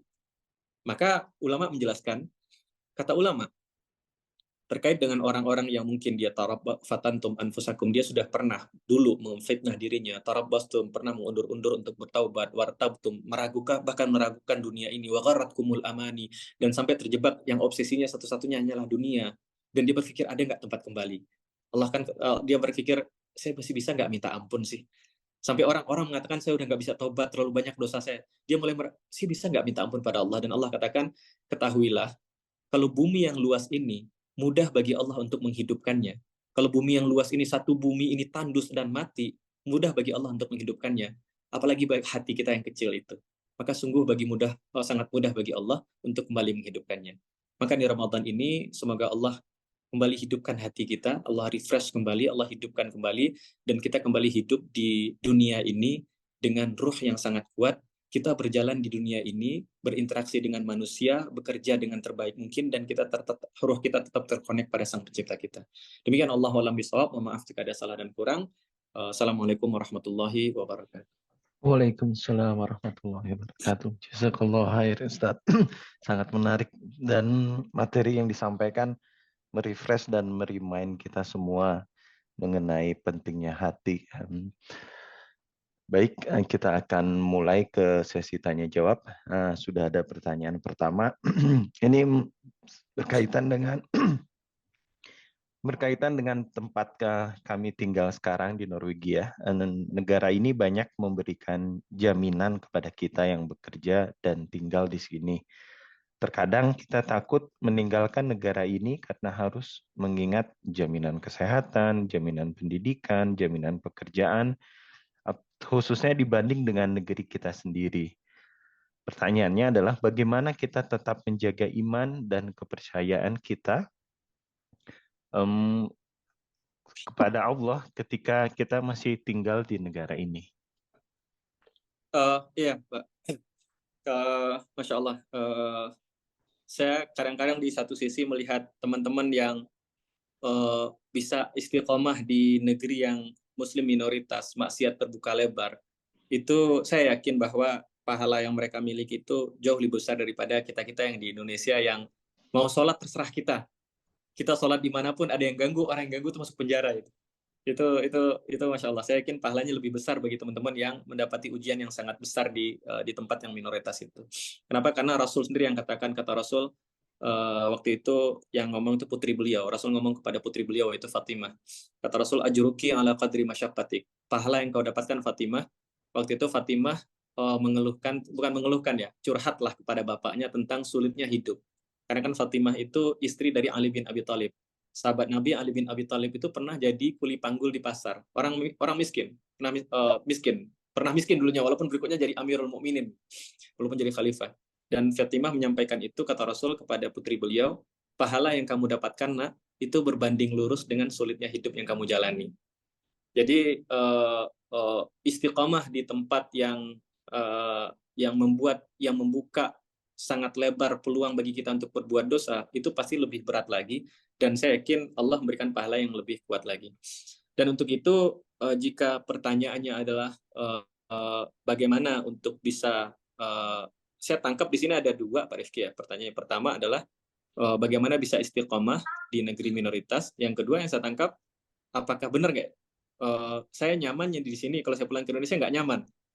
Betul, Gitu. kayaknya terkait jaminan sosial karena kan di sini Oh, pendidikan gratis, kesehatan gratis, dan iya, pekerjaan juga dijamin ketika kita misalkan harus dipecat dari perusahaan, kita mendapat gaji dari negara istilahnya, iya, meskipun tidak 100%. Jadi kita tuh merasa aman dan merasa ya kita kayaknya tidak harus memikirkan, aduh gimana kalau saya nggak punya pekerjaan, gimana kalau saya sakit, gimana kalau anak saya nggak bisa hmm, sekolah. Jadi rasa nyaman itu, jadi yang ditakutkan adalah gimana kita tetap bisa menjaga keimanan kita gitu. Ini negara ini karena memang kita minoritas gitu, tapi ya memberikan kenyamanan duniawi.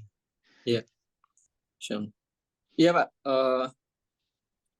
Sebenarnya itu menjaga istiqomah itu, baru kemarin saya baca tulisannya Dr. Yusuf Qardawi rahimahullah taala tentang eh, tentang sumber kekuatan orang yang beriman.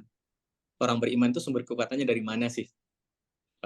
Sebab kalau kita lihat orang beriman itu dalam sejarah Nabi, misalnya kita lihat dalam sejarah Nabi itu, mereka ketika Nabi dakwah pertama kali itu kan sampai diboikot sekian lama, dan ketika Nabi berdakwah kan waktu itu seluruh dunia itu kan musyrik, seluruh dunia, gak cuma Mekah doang, yang cuma Islam waktu itu ya Nabi yang berdakwah gitu.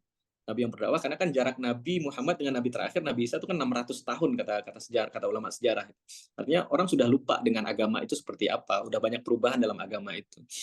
Dan akhirnya di planet bumi saat itu satu-satunya yang beriman itu Nabi Muhammad dengan berapa segelintir orang itu, yang cuman belasan orang saja awal. Bayangkan tekanan yang mereka dapati seperti apa. Dan pertanyaannya sumber kekuatan mereka apa? Dan itu Syekh Qardawi menjelaskan sumber kekuatan mereka adalah keimanan itu sendiri. Jadi sumber kekuatan pertama kali adalah keimanan itu sendiri. Maka di situ dijelaskan keimanan itu sendiri ada beberapa bentuk bagaimana Allah menjaganya. Satu memang dengan kalau kita hari ini kan belajar tentang konsep keimanan itu.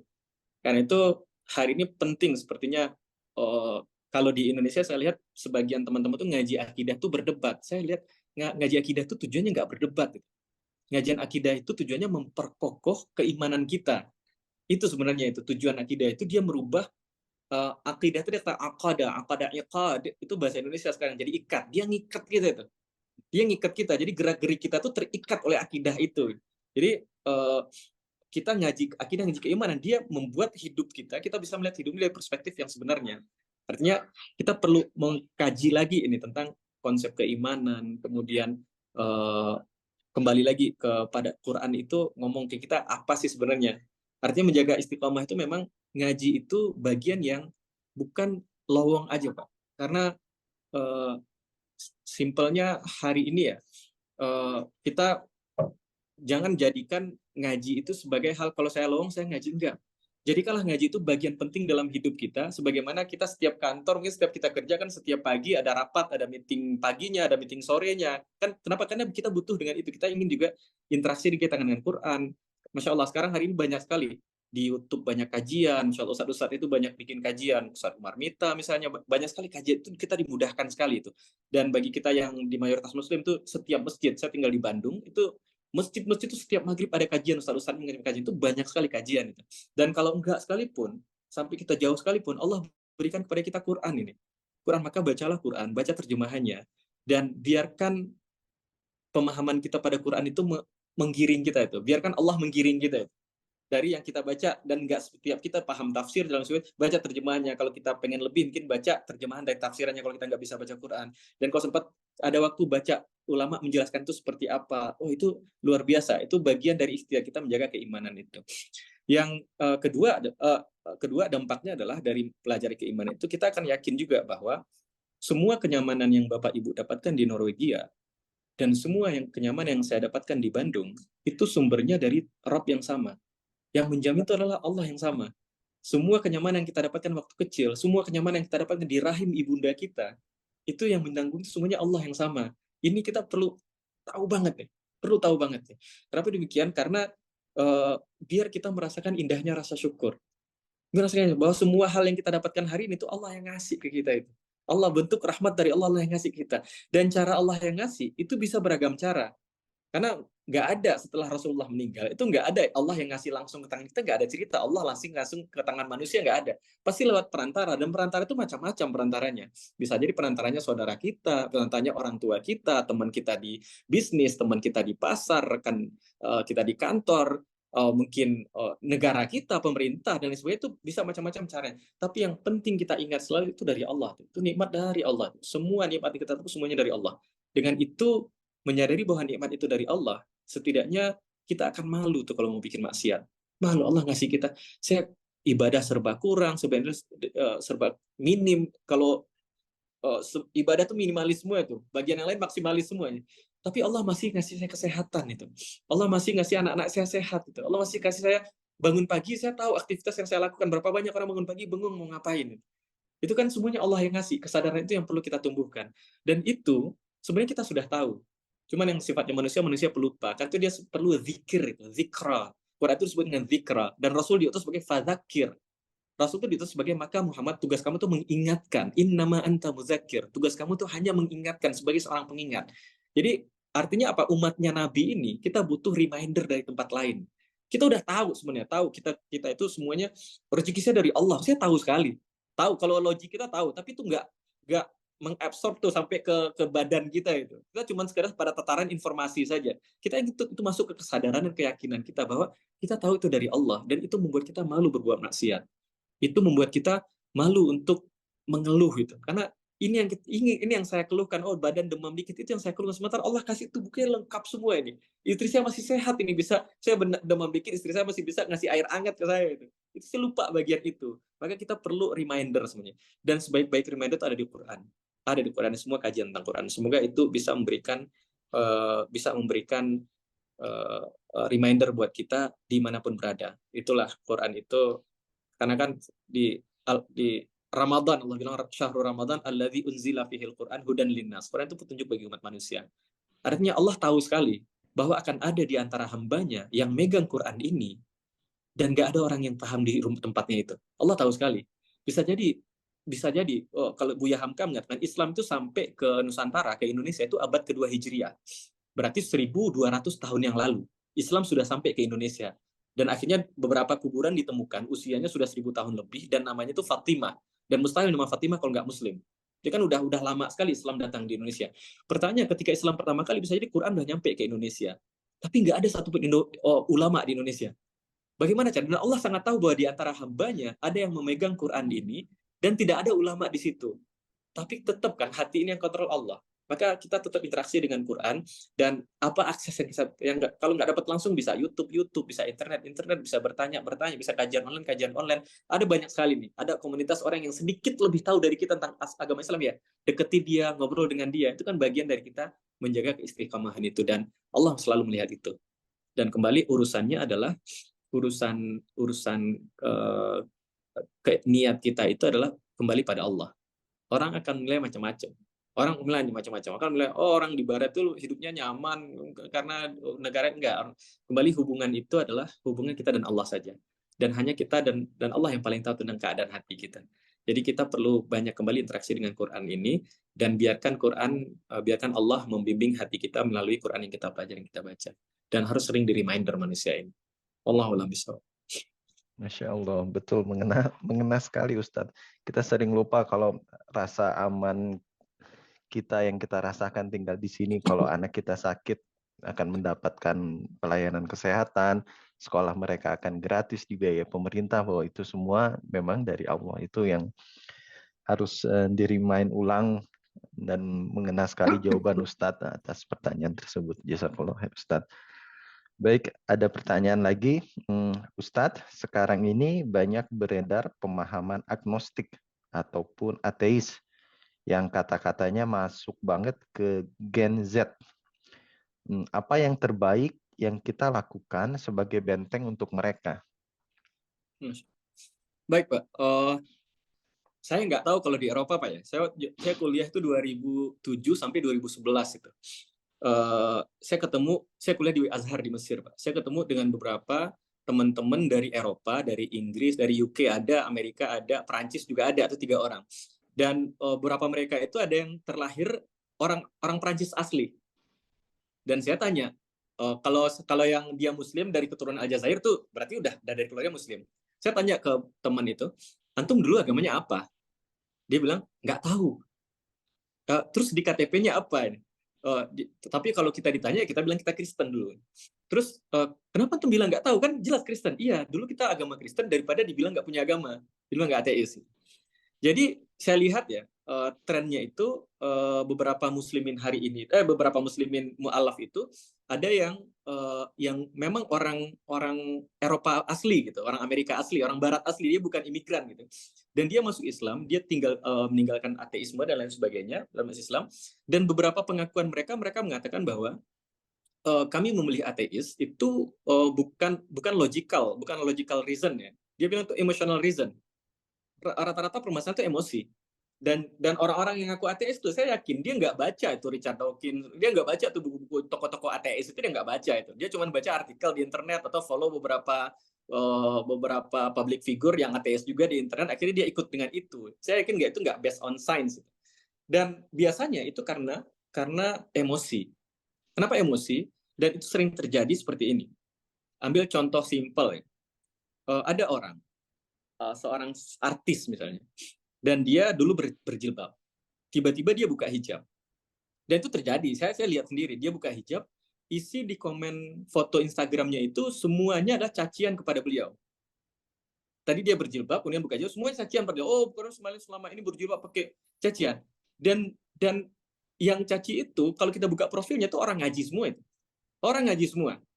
Ya, kita bicara ini, kita komunitas muslim ya, orang yang ngaji semua. Artinya, kita sudah memvonis itu orang untuk masuk neraka. Dia buka jilbab loh, kemudian kita semua memvonis dia masuk neraka. Apa nggak ada peluang bagi dia untuk bisa taubat, untuk dapat hidayah? Seorang orang yang ada orang sangat tua, dan orang sangat tua itu datang kepada Rasul sambil nangis. Ya Rasulullah, orang tua ini menyesal sekali nih Rasulullah. Kenapa Paknya? Saya itu nggak pernah yakin dengan yang namanya Tuhan, menyembah batu, semua macam dosa dan maksiat itulah masa-masa muda saya lalui. Mungkin nggak saya taubat? Kata Rasul, mungkin. Ini orang tua yang semua maksiat dia lalui. Ini selebgram dia buka jilbab. Bandingkan dengan orang tua, selebgram masih muda loh. Orang tua yang sudah dekat dengan ajalnya, segala macam dosa dia udah lalui. Kata Rasul, dia nanya ke Rasul, mungkin nggak saya taubat? Mungkin nggak Allah terima taubat saya? Kata Rasul, masih mungkin. Tiba-tiba kita hari ini, masyarakat Israel, saya kasih sampel saya, memfitnah dia. Akhirnya nih orang, tergantung dia ketemu siapa. Kalau dalam kehidupan realnya itu dia ketemu dengan orang yang lurus, mungkin mudah dapat hidayah. Tapi kalau dia ketemu dengan orang yang punya background yang sama, kayak dia ngumpul. Dan kesimpulannya apa? Dia membenci semua orang yang menghujat dia. Dia buka profilnya, semua orang ini ngaji nih. Dia benci orang itu, dan dia benci kajiannya, dan dia benci Islamnya. Akhirnya dia cari agama lain. Dan dia coba cari agama lain, nggak dapat agama yang memuaskan logiknya. Nggak dapat. Akhirnya kayaknya agnostik aja lah kayaknya. Ateis aja. Ateis nggak based on science, based on emosional. Berdasarkan emosi gitu.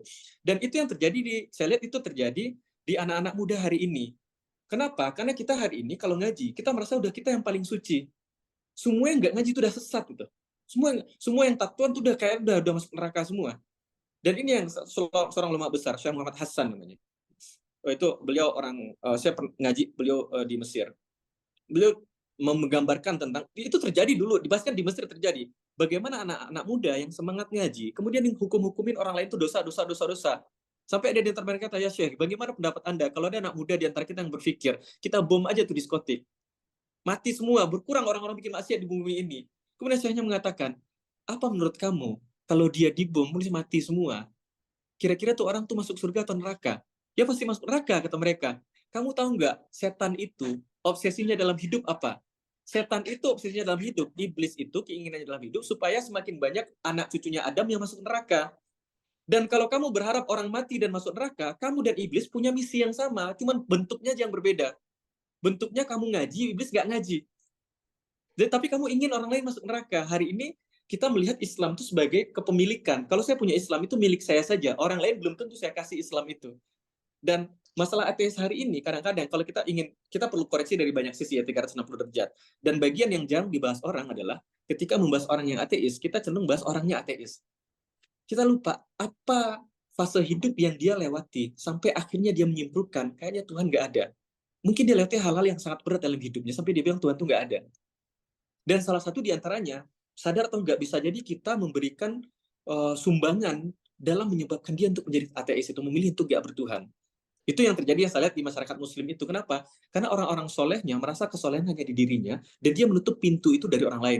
Karena itu di Quran ini, di Ramadan ini, Allah bilang di Ramadan, di ayat Syahrul Ramadan itu ada bagian, yuridullahu bikumul yusra wala yuridu bikumul usra. Ayat itu diterjemahan, artinya Allah menginginkan untuk kamu kemudahan dan Allah tidak ingin untuk kamu kesulitan. Itu kurang tepat menurut saya. Kalau kita buka tafsir, yang tepat itu kalau Allah inginkan untuk kamu, itu artinya yuridullahu lakumul yusra wala yuridu lakum al usra. Tapi Quran katakan yuridullahu bikumul yusra. Bi itu artinya dengan. Bismillah, dengan nama Allah. Artinya kalau saya makan bismillah dengan nama Allah. Alatnya apa? Alatnya nama Allah itu. Kalau saya makan pakai alat yang bernama, dalam tanda kutip, alat yang bernama nama Allah, maka makan saya berkah. Kalau saya baca buku pakai alat yang bernama nama Allah, kacamata cuma bantu doang, tapi alat yang alat adalah nama Allah, itu ada keberkahan dalam baca saya. Jadi bi itu diantara menunjukkan alat. Artinya, yuridullahu bikumul yusra, Allah ingin kemudahan dengan kalian, bukan untuk kalian. Di Ramadan itu Allah inginkan kemudahan itu hadir untuk masyarakat di planet bumi ini dengan kalian. Dengan hadirnya kalian orang-orang yang beriman, kalian orang-orang yang berpuasa, semoga kalian bisa mengantarkan kemudahan untuk umat manusia di muka bumi ini. Karena manusia di muka bumi ini, mereka nggak bisa mengakses Quran semuanya. Cuman 1/5 muslim loh dari 8 miliar, 7 miliar umat manusia di alam semesta ini. 4/5 itu non-muslim. Dan mereka nggak punya akses pada Quran. Tapi Allah katakan dalam Quran, Syahrul Ramadan, Al-Quran itu hudan linnas, petunjuk bagi umat manusia. Petunjuk bagi umat manusia, kalau Quran petunjuk pada manusia, sementara di dunia hari ini 1/5 umat manusia yang Islam. Berarti 4/5 itu Quran nggak petunjuk untuk mereka. Gimana caranya? Caranya adalah Quran tetap petunjuk untuk mereka. Ini ulama menafsirkan. Quran petunjuk untuk mereka, tapi mereka dapatnya bukan dari Quran. Mereka dapatnya dari kalian, orang-orang beriman yang beritakan puasa itu. Jadi kitalah yang memunculkan akhlak Qurani itu pada orang yang bahkan tidak menjadikan Quran sebagai keyakinannya. Nah, hari ini banyak muncul kesadaran agnostik dan ateis kepada anak-anak muda, terutama di Indonesia hari ini. Saya pikir itu udah terlambat ya, karena mungkin di Eropa orang sudah bosan juga dengan ateisme. Sekarang di Eropa itu justru orang banyak, kayak data yang saya dapatkan itu di Prancis, di negeri yang paling dilarang, paling fobia terhadap Islam, itu di negeri itu, di semua Eropa pertumbuhan Islam paling tinggi. Saya juga baca di Inggris itu bayi itu yang paling tinggi, nama nomor 1 paling tinggi itu Muhammad. Bayi Muhammad paling tinggi, artinya orang Indonesia ini ketinggalan zaman, udah salah ketinggalan zaman. Ateis itu sendiri mungkin di Eropa udah ditinggalkan oleh Islam. Orang Eropa juga udah bosan juga dengan ateis, gitu kan nggak based on science sama sekali. Ateis itu nggak masuk dari sains. Itu Ibnu Taimiyah rahimahullah ketika ditanya tentang apa bukti adanya Allah, Ibnu Taimiyah bilang, kenapa saya buktikan adanya Allah? Seperti orang yang bertanya kepada saya di tengah terik siang, apa Pak bukti adanya matahari? Dan kita berada di tengah terik matahari. Harusnya Anda yang buktikan, apa buktinya matahari nggak ada. Karena semua yang ada hari ini, misalnya hari ini Bapak Ibu, depan saya ngomong sama handphone hari ini, kan saya lihat handphone nih. Kenapa ada handphone di depan saya? Karena ada yang bikin. Itu logika kita yang sangat simpel, karena ada yang bikin handphone itu. Artinya, kenapa ada saya hari ini? Pasti ada yang ciptain. Pasti ada yang ciptain. Dan kalau ada yang ciptain, pasti ada tujuannya. Karena satu-satunya barang di rumah kita yang nggak ada tujuannya, kita sebut itu dengan sampah. Kalau ada orang merasa hidupnya diciptakan tanpa tujuan, dia dan sampah persis sama. Kan semua barang di rumah kita pasti ada tujuannya, Pak. Kalau nggak ada tujuannya, kita buang itu barang. Kan sampah. Nggak mungkin kita yang fisik kita serba kompleks saat ini, orang bisa dapat gelar doktor hanya meneliti bagian kecil saja dari saraf kita. Kornea mata kita diteliti, dia jadi doktor. Gitu. Baru kornea mata sebelah kanan, dia belum diteliti yang kiri. Itu. Belum kuping, belum lagi. Jadi doktor. Maka manusia makhluk yang sangat sophisticated ini, diciptakan tanpa tujuan, kita sama dengan sampah. Kan itu nggak masuk akal. Ateis itu nggak perlu didebat dari sisi sains. Karena permasalahannya bukan logik. Permasalahan itu emosional. Maka mereka perlu didekati dari pendekatan emosional. Ayo temani mereka nongkrong. Mereka nggak punya teman curhat, anak-anak ateis itu. Nggak punya teman curhat. Akhirnya curhat dengan mabuk-mabukan tiap malam, obat, dan lain sebagainya. Maka ayo ajak mereka ngobrol, biarkan mereka curhat. Jangan dihakimi dulu. Kita kan lebih gampang judgmental hari ini daripada Rasul tuh nggak ngejudge orang. Rasul pernah berjalan, kemudian ada anak muda datang. Anak muda bilang, ya Rasulullah, saya mau masuk Islam, tapi saya bisa jalankan. Anak muda, semangatnya besar. Saya bisa jalankan semua syariat Islam, cuma satu saja Rasul. Boleh nggak saya berzina? Karena kita bicara orang dulu, yang bagi mereka zina itu kayak entertainment biasa. Kayak kita ngantar anak main ke odong-odong gitu. Kayak gitu tuh. Bagi mereka zina sangat biasa dulu. Boleh nggak Rasul berzina aja, dibolehkan, yang lainnya nggak boleh. Dan Rasul, kalau saya jadi nabi, mungkin saya akan bilang, wala taqrabuz zina, jangan dekati zina, kamu masuk neraka, dan lain sebagainya. Mungkin saya akan bilang itu. Kalau orang hari ini ditanya seperti itu, mungkin kita akan bilang, ya udah nanti nggak usah masuk Islam aja kalau begitu. Tapi Rasul katakan, coba pendekatan Rasul gimana? Karena yang datang anak muda, Rasul challenge itu otaknya. Kata Rasul, kamu punya ibu? Punya. Apa pendapat kamu kalau orang melakukan itu pada ibumu? Atau orang melakukan itu pada anak perempuanmu? Atau ada orang melakukan zina itu kepada kakak perempuanmu, atau adik perempuanmu, atau bibimu? Apa yang kamu rasa? Oh, saya nggak mau ya Rasul. Maka ketika kamu lakukan itu, nak, dan perempuan yang kamu lakukan zina dengannya itu, perempuan itu bisa jadi dia anak perempuan seseorang, pasti. Atau ibu seseorang, atau kakak perempuan seseorang, atau adik perempuan seseorang, atau bibi seseorang. Dan ada orang lain yang sama sekali nggak ridho dengan kejadian itu. Coba Rasul men-challenge otaknya, pendekatan Rasul hikmah itu pendekatan itu.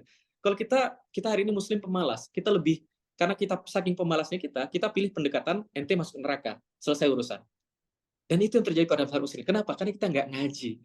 Akhirnya kita dakwah, kita ngaji dikit, terus dakwah keluar-keluar, nah akhirnya kita menghukumi orang. Dan kita menjadi barrier antara Islam dengan orang lain. Dan benar kata Ibnu Khaldun itu, al-Islam mahjubun bil muslimin. Islam itu terhijab oleh umat Islam. Keindahan Islam itu terhalang oleh umat Islamnya. Hari ini, saya kasih contoh simpel Bapak Ibu. Hari ini sedihnya kita, setiap Ramadan terjadi. Rasul ketika akan datang Ramadan, Rasul mengabarkan berita gembira kepada para sahabat. Dan sahabat semua datang dengan penuh kegembiraan. Hari ini kalau Ramadan, kita sibuk dengan debat antara ru'yatul hilal dan hisab. Sebelum Ramadan. Masuk Ramadan, kita debat antara 11 rakaat dan 23 rakaat. Dan nanti keluar Ramadan, kita debat lagi antara satu Syawalnya pakai ru'yah atau hisab. Akhirnya, inti syariat Ramadan yang diajarkan Rasul itu tertelan oleh perdebatan kita. Kita lebih menuhankan ego kita daripada ilmu Islam yang kita pelajari ini. Nah, itu yang terjadi, dan itulah yang membuat banyak orang antipati terhadap Islam. Sebenarnya dia benci dengan musliminnya. Akhirnya dia juga benci dengan Islamnya. Karena itu, saya ketika ketemu dengan, saya biasa kajian itu lebih banyak anak mahasiswa dan anak kerja. Saya bilang, ayolah kalian, optimalkanlah kerja di bidang kalian masing-masing.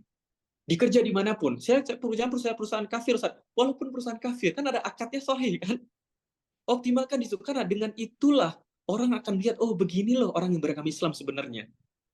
Dan bos-bos kalian yang mungkin kafir itu pun akan tersentuh dengan kalian. Saya dapat kisah ini, kisah murni. Seorang pemilik showroom di Amerika. Dia masuk Islam, melewati Syekh Muhammad Hassan, yang tadi saya bahas, ulama besar di Amerika, di Mesir. Beliau dakwah di Amerika. Dan ketika dakwah di Amerika, ada seorang yang di akhir kajian, ada yang mau masuk Islam. Ada yang mau syahadat, ya Syekh. Beliau nanti, kata beliau. Siapa yang ngobrol dengan dia? Akhirnya sama Syekh Hasan ditanya, kenapa kamu mau masuk Islam? Akhirnya oleh bapak ini ceritakan, dia orang Amerika asli, nggak punya trace orang tua leluhur yang dari Islam. Bener, oh, mata merah, matanya biru, rambutnya pirang, kulitnya pucat, memang benar Amerika asli. Dan ketika ditanya, dia bilang, saya owner salah satu perusahaan otomotif atau showroom mobil. Dan saya punya banyak montir. Dan montir saya itu setiap masuk hari Senin. Kalau montir di Amerika itu biasanya kan hidupnya kan kalangan bawah, dan kalau Sabtu Minggu itu habis dengan mabok-mabokan. Senin pagi itu kusut masai semua bentuknya. Dan saya dapat satu orang montir saya itu dari Aljazair, yang mukanya selalu fresh, selalu tenang. Saya lihat dia selalu nyaman. Sampai akhirnya saya telusuri ini orang ngapain aja. Di CCTV saya lihat, dan kerja yang baik. Dia nggak pernah curi-curi waktu di kerjaannya. Cuman dia selalu punya 2 waktu yang dia lari, dia pergi itu. Dia pergi ke kamar mandi, kemudian ke janitor. Saya buka CCTV janitor, saya dapati dia sujud gitu. Dia sujud ke tanah setiap siang, tengah siang, sama setiap sore. Dan akhirnya saya lihat, mungkin ini obat dia supaya terlihat tenang terus sepanjang hidup. Nah, masalah orang-orang kaya, owner perusahaan itu masalah mereka nggak bisa tidur. Dan saya sering kali nggak bisa tidur tanpa, kalau mau tidur saya perlu obat. Hari itu saya nggak bisa tidur, saya nggak mau minum obat. Akhirnya saya penasaran, malam itu saya berdiri di kamar saya yang mewah itu, dan saya lakukan apa yang montir saya lakukan, saya sujud. Dan nggak tahu, saya sujud, seluruh tubuh saya gemetar, saya nggak tahu kenapa saya nangis, dan menangis jadi-jadi sampai saya tertidur sampai pagi di atas karpet itu. Dan belum pernah saya bisa tidur di atas karpet. Saya perlu kasur yang mewah untuk tidur. Akhirnya saya penasaran, apa keyakinan yang dianut sama menteri saya cari tahu, dan dia kenal dengan Islam. Maka kita lihat, orang bisa dekat dengan Islam hanya melihat montir yang di perusahaan itu berada pada strata paling bawah, itu montir bengkel itu. Dia bawah dari karyawan, dari manajer, lalu di bawah lagi, dia montir suruhan di bengkel. Tapi seorang owner perusahaan itu bisa dapat hidayah dari seorang itu hanya karena dia satu muslim, dan dia maksimalkan pekerjaannya sebagai apapun yang dia miliki, sebagai montir. Dia nggak sempat ceramah tentang fikih, nggak sempat ngasih tahu, bahkan dia nggak kenal satu sama lain. Tapi hidayah diantarkan pada dia. Artinya hari ini banyak orang yang, nggak banyak juga sebenarnya, sedikit, teman mereka berkuar-kuar aja di sosial media. Jadi jumlahnya sedikit sebenarnya. Lihat aslinya nggak banyak juga. Dan beberapa orang-orang itu ketika dipertemukan dengan ustadz-ustadz yang agak cerdas, kayak bisa Ustadz Felix Xiao, mereka nggak mau ketemu itu. Itu bukti bahwa mereka bukan based on science, based on emosional saja sebenarnya. Orang-orang itu sebenarnya perlu didekati dari sisi emosi saja. Dan semoga dengan hikmah, orang-orang hari ini, Pew Research yang mengatakan tidak ada zaman sepanjang perabot umat manusia, zaman yang kita terlalu dilokalkan, yang kita dikelaskan seperti hari ini. Kita tuh hidup sangat individual hari ini. Dan manusia nggak bisa hidup individual. Manusia tuh butuh anis, butuh teman dekat. Insan itu dari kata anis. Anis itu artinya teman dekat yang kita nyaman dengan dia dan dia nyaman dengan kita. Dan ulama mengatakan surat Al-Insan, insan dalam Quran diambil dari kata anis itu. Dan benar, manusia itu nggak bisa hidup tanpa orang yang nyaman dari dirinya. Itu bagi orang yang punya iman, dia punya kenyamanan yang sumbernya dari Allah. Sumber dari Allah itu yang pertama kali. Jadi dimanapun dia hidup, keimanan bawa kenyamanan bagi dia. Jadi untuk yang seperti itu, saya malah lebih banyak melihat permasalahan itu bukan di diri dianya, tapi di diri surroundingnya itu. Bukan di diri anak yang ateis atau yang agnostik, tapi justru lebih pada diri surroundingnya itu. Maka kalau kita berada, kebetulan ketemu dengan dia, jangan hakimi dia, jangan ceramahi dia dulu. Biarkan dia lihat gaya hidup kita. Dan kalau dia salut dengan gaya hidup kita sebagai muslim yang sebenarnya, dia akan tanya tentang kita. Dan dia kalau tanya tentang kita nggak ada spesialnya. Itu yang spesial agama ini. Dan semoga Allah hantarkan hidayah melalui kita semuanya. Allahu a'lam bishawab. Masya Allah, betul sekali Ustadz. Ini pembelajaran baru juga buat saya betapa agnostik itu di drive-nya emosional. Karena memang ketika orang logika dan fitrahnya masih murni, ya malah inilah agama yang paling masuk akan logika manusia. Baik, ada pertanyaan lagi sepertinya dari audiens. Ambulia, Mangga, silakan. Assalamualaikum Ustadz. Assalamualaikum warahmatullahi wabarakatuh. Mau meneruskan yang barusan Ustadz. Jadi kalau kita mendekati orang yang ateis ataupun agnostik tadi, biarkan aja mereka yang nanya gitu ya. Kita nggak usah masuk, walaupun kita udah deket, udah akrab banget gitu Ustadz. Iya, Gimana tuh? iya Bu. Iya Bu. Biasanya yang saya lihat ya, saya kalau Saya pernah baca buku waktu kuliah itu, ada buku isinya kumpulan orang-orang besar yang masuk Islam. Cat Stevens itu Yusuf Islam, Jermaine Jackson, kemudian Profesor Tagata Tejasan yang dari Thailand, doktor itu rata-rata mereka masuk Islam, sebagian besarnya mereka udah mempelajari banyak agama. Dan saya pikir teman-teman yang memilih ateis itu dia sudah mengkaji banyak agama sebenarnya. Jadi kita nggak perlu memperkenalkan hal yang mereka udah tahu. Cuman mereka perlu tahu secara teori mereka dapat banyak kebaikan. Mereka cuma butuh bukti sebenarnya. Itu dari awal Islam itu diperkenalkan dengan keteladanan. Nabi Muhammad itu sebelum jadi nabi dia sudah digerai dengan Al-Amin. Al-Amin atau amanah itu punya 2 sifat. Satu, sifatnya jujur, amanah yang kita pahami hari ini. Yang kedua, bukan saja jujur. Hari ini banyak orang jujur tapi kerja nggak selesai. Kenapa kerja nggak selesai? Ya Pak, saya pemalas. Ini dia jujur.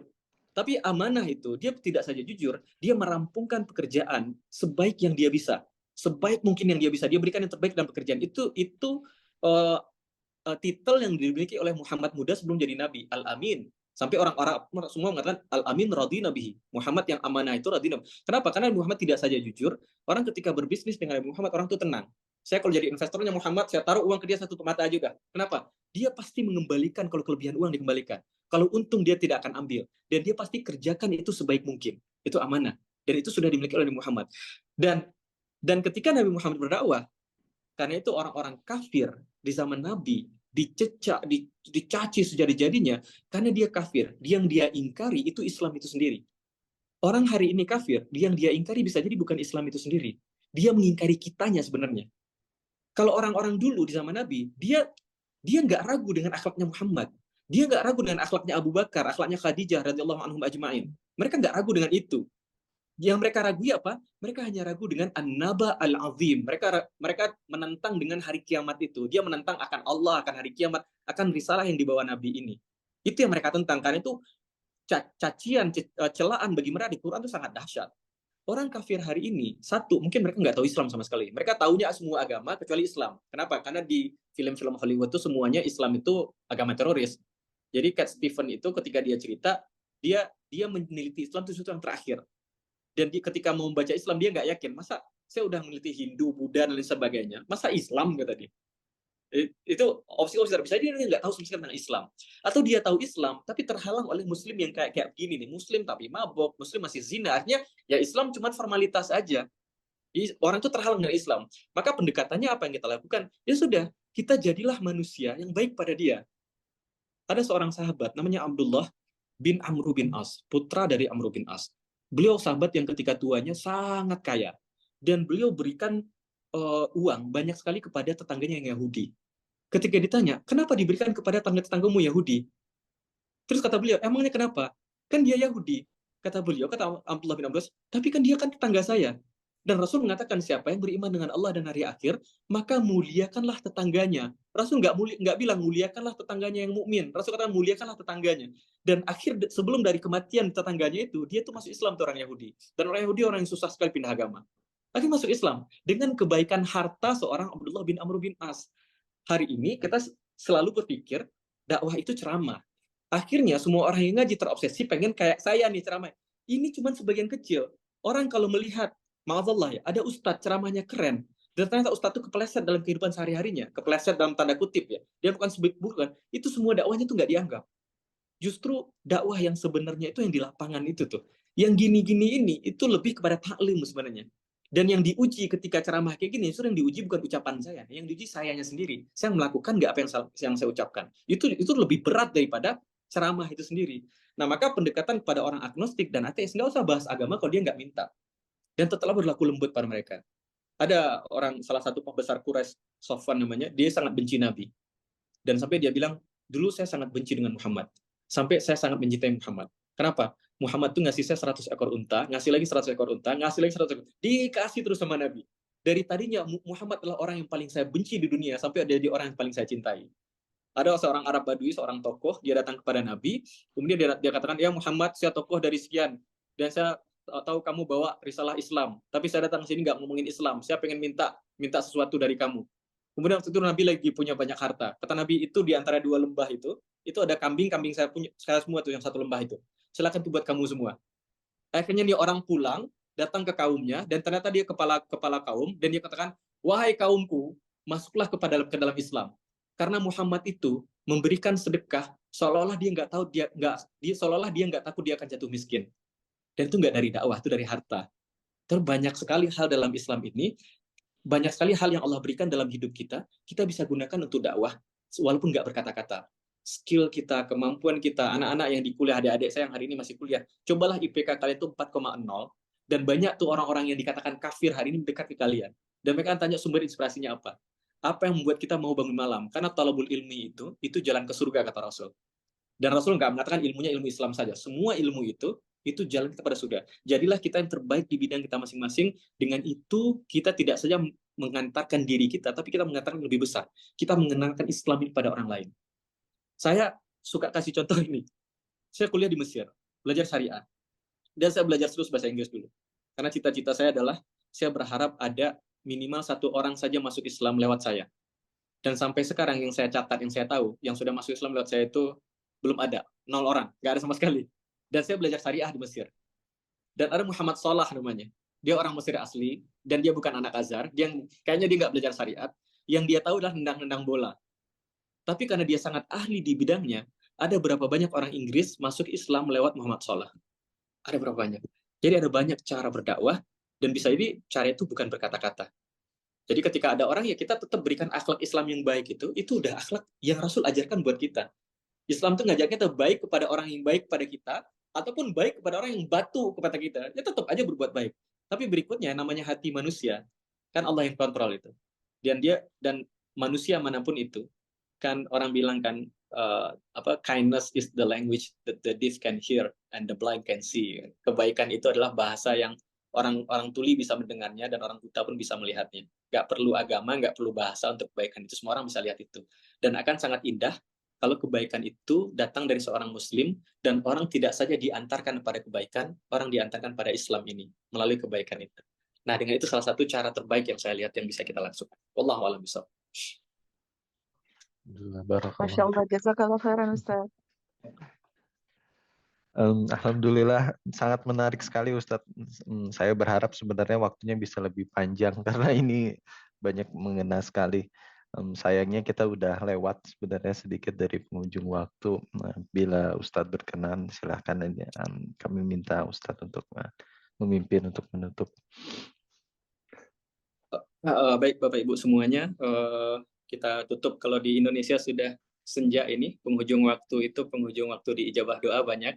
Tapi walaupun tidak senja di Norwegia, bagi orang berpuasa, kata Rasul, orang yang berpuasa itu selama dia menahan lapar dan hausnya karena Allah, itu diijabah doa-doanya. Maka perlu kita perbanyak doa. Kita sedikit berdoa Bapak Ibu semuanya.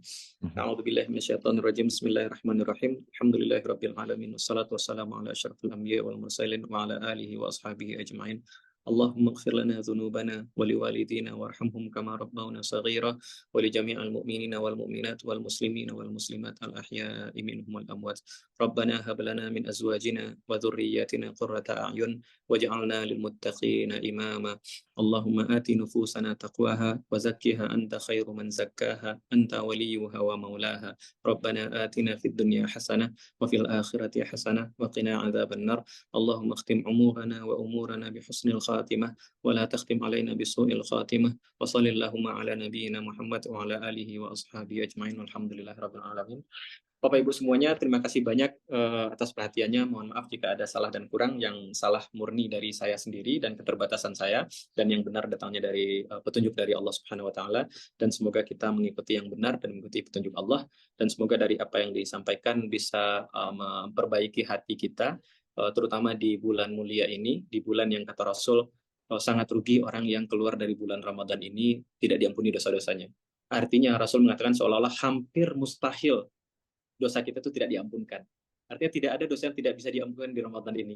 Maka sangat rugi sekali orang yang ketemu Ramadan dan selesai Ramadan nggak diampunkan dosa-dosanya. Maka kita berharap semoga Allah berikan ampunan bagi dosa-dosa kita, dan kalau Allah bisa ampuni semua dosa kita di Ramadan, semuanya, dari mulai kita balik sampai hari ini bisa Allah ampuni di Ramadan ini. Artinya peluang kita untuk jadi pribadi yang lebih baik itu sangat besar di Ramadan ini. Semoga Allah jaga hati kita, Allah jaga keimanan kita, dan Allah wafatkan kita dalam kondisi yang terbaik kita. Wallahu a'lam bishawab. Assalamualaikum warahmatullahi wabarakatuh. Waalaikumsalam warahmatullahi wabarakatuh. Baik, jazakallah khair Ustadz. Mari kita tutup dengan doa kafaratul majelis. Subhanallah wa Allahumma wa bihamdika asyhadu an la ilaha illa anta astaghfiruka wa atubu ilaik. Jazakallah khair Ustadz. Saya pamit Bapak Ibu semuanya. Waalaikumsalam warahmatullahi wabarakatuh. Waalaikumsalam Waalaikumsalam warahmatullahi warahmatullahi wabarakatuh. Waalaikumsalam Jazakallah khairan warahmatullahi wabarakatuh. Ustaz.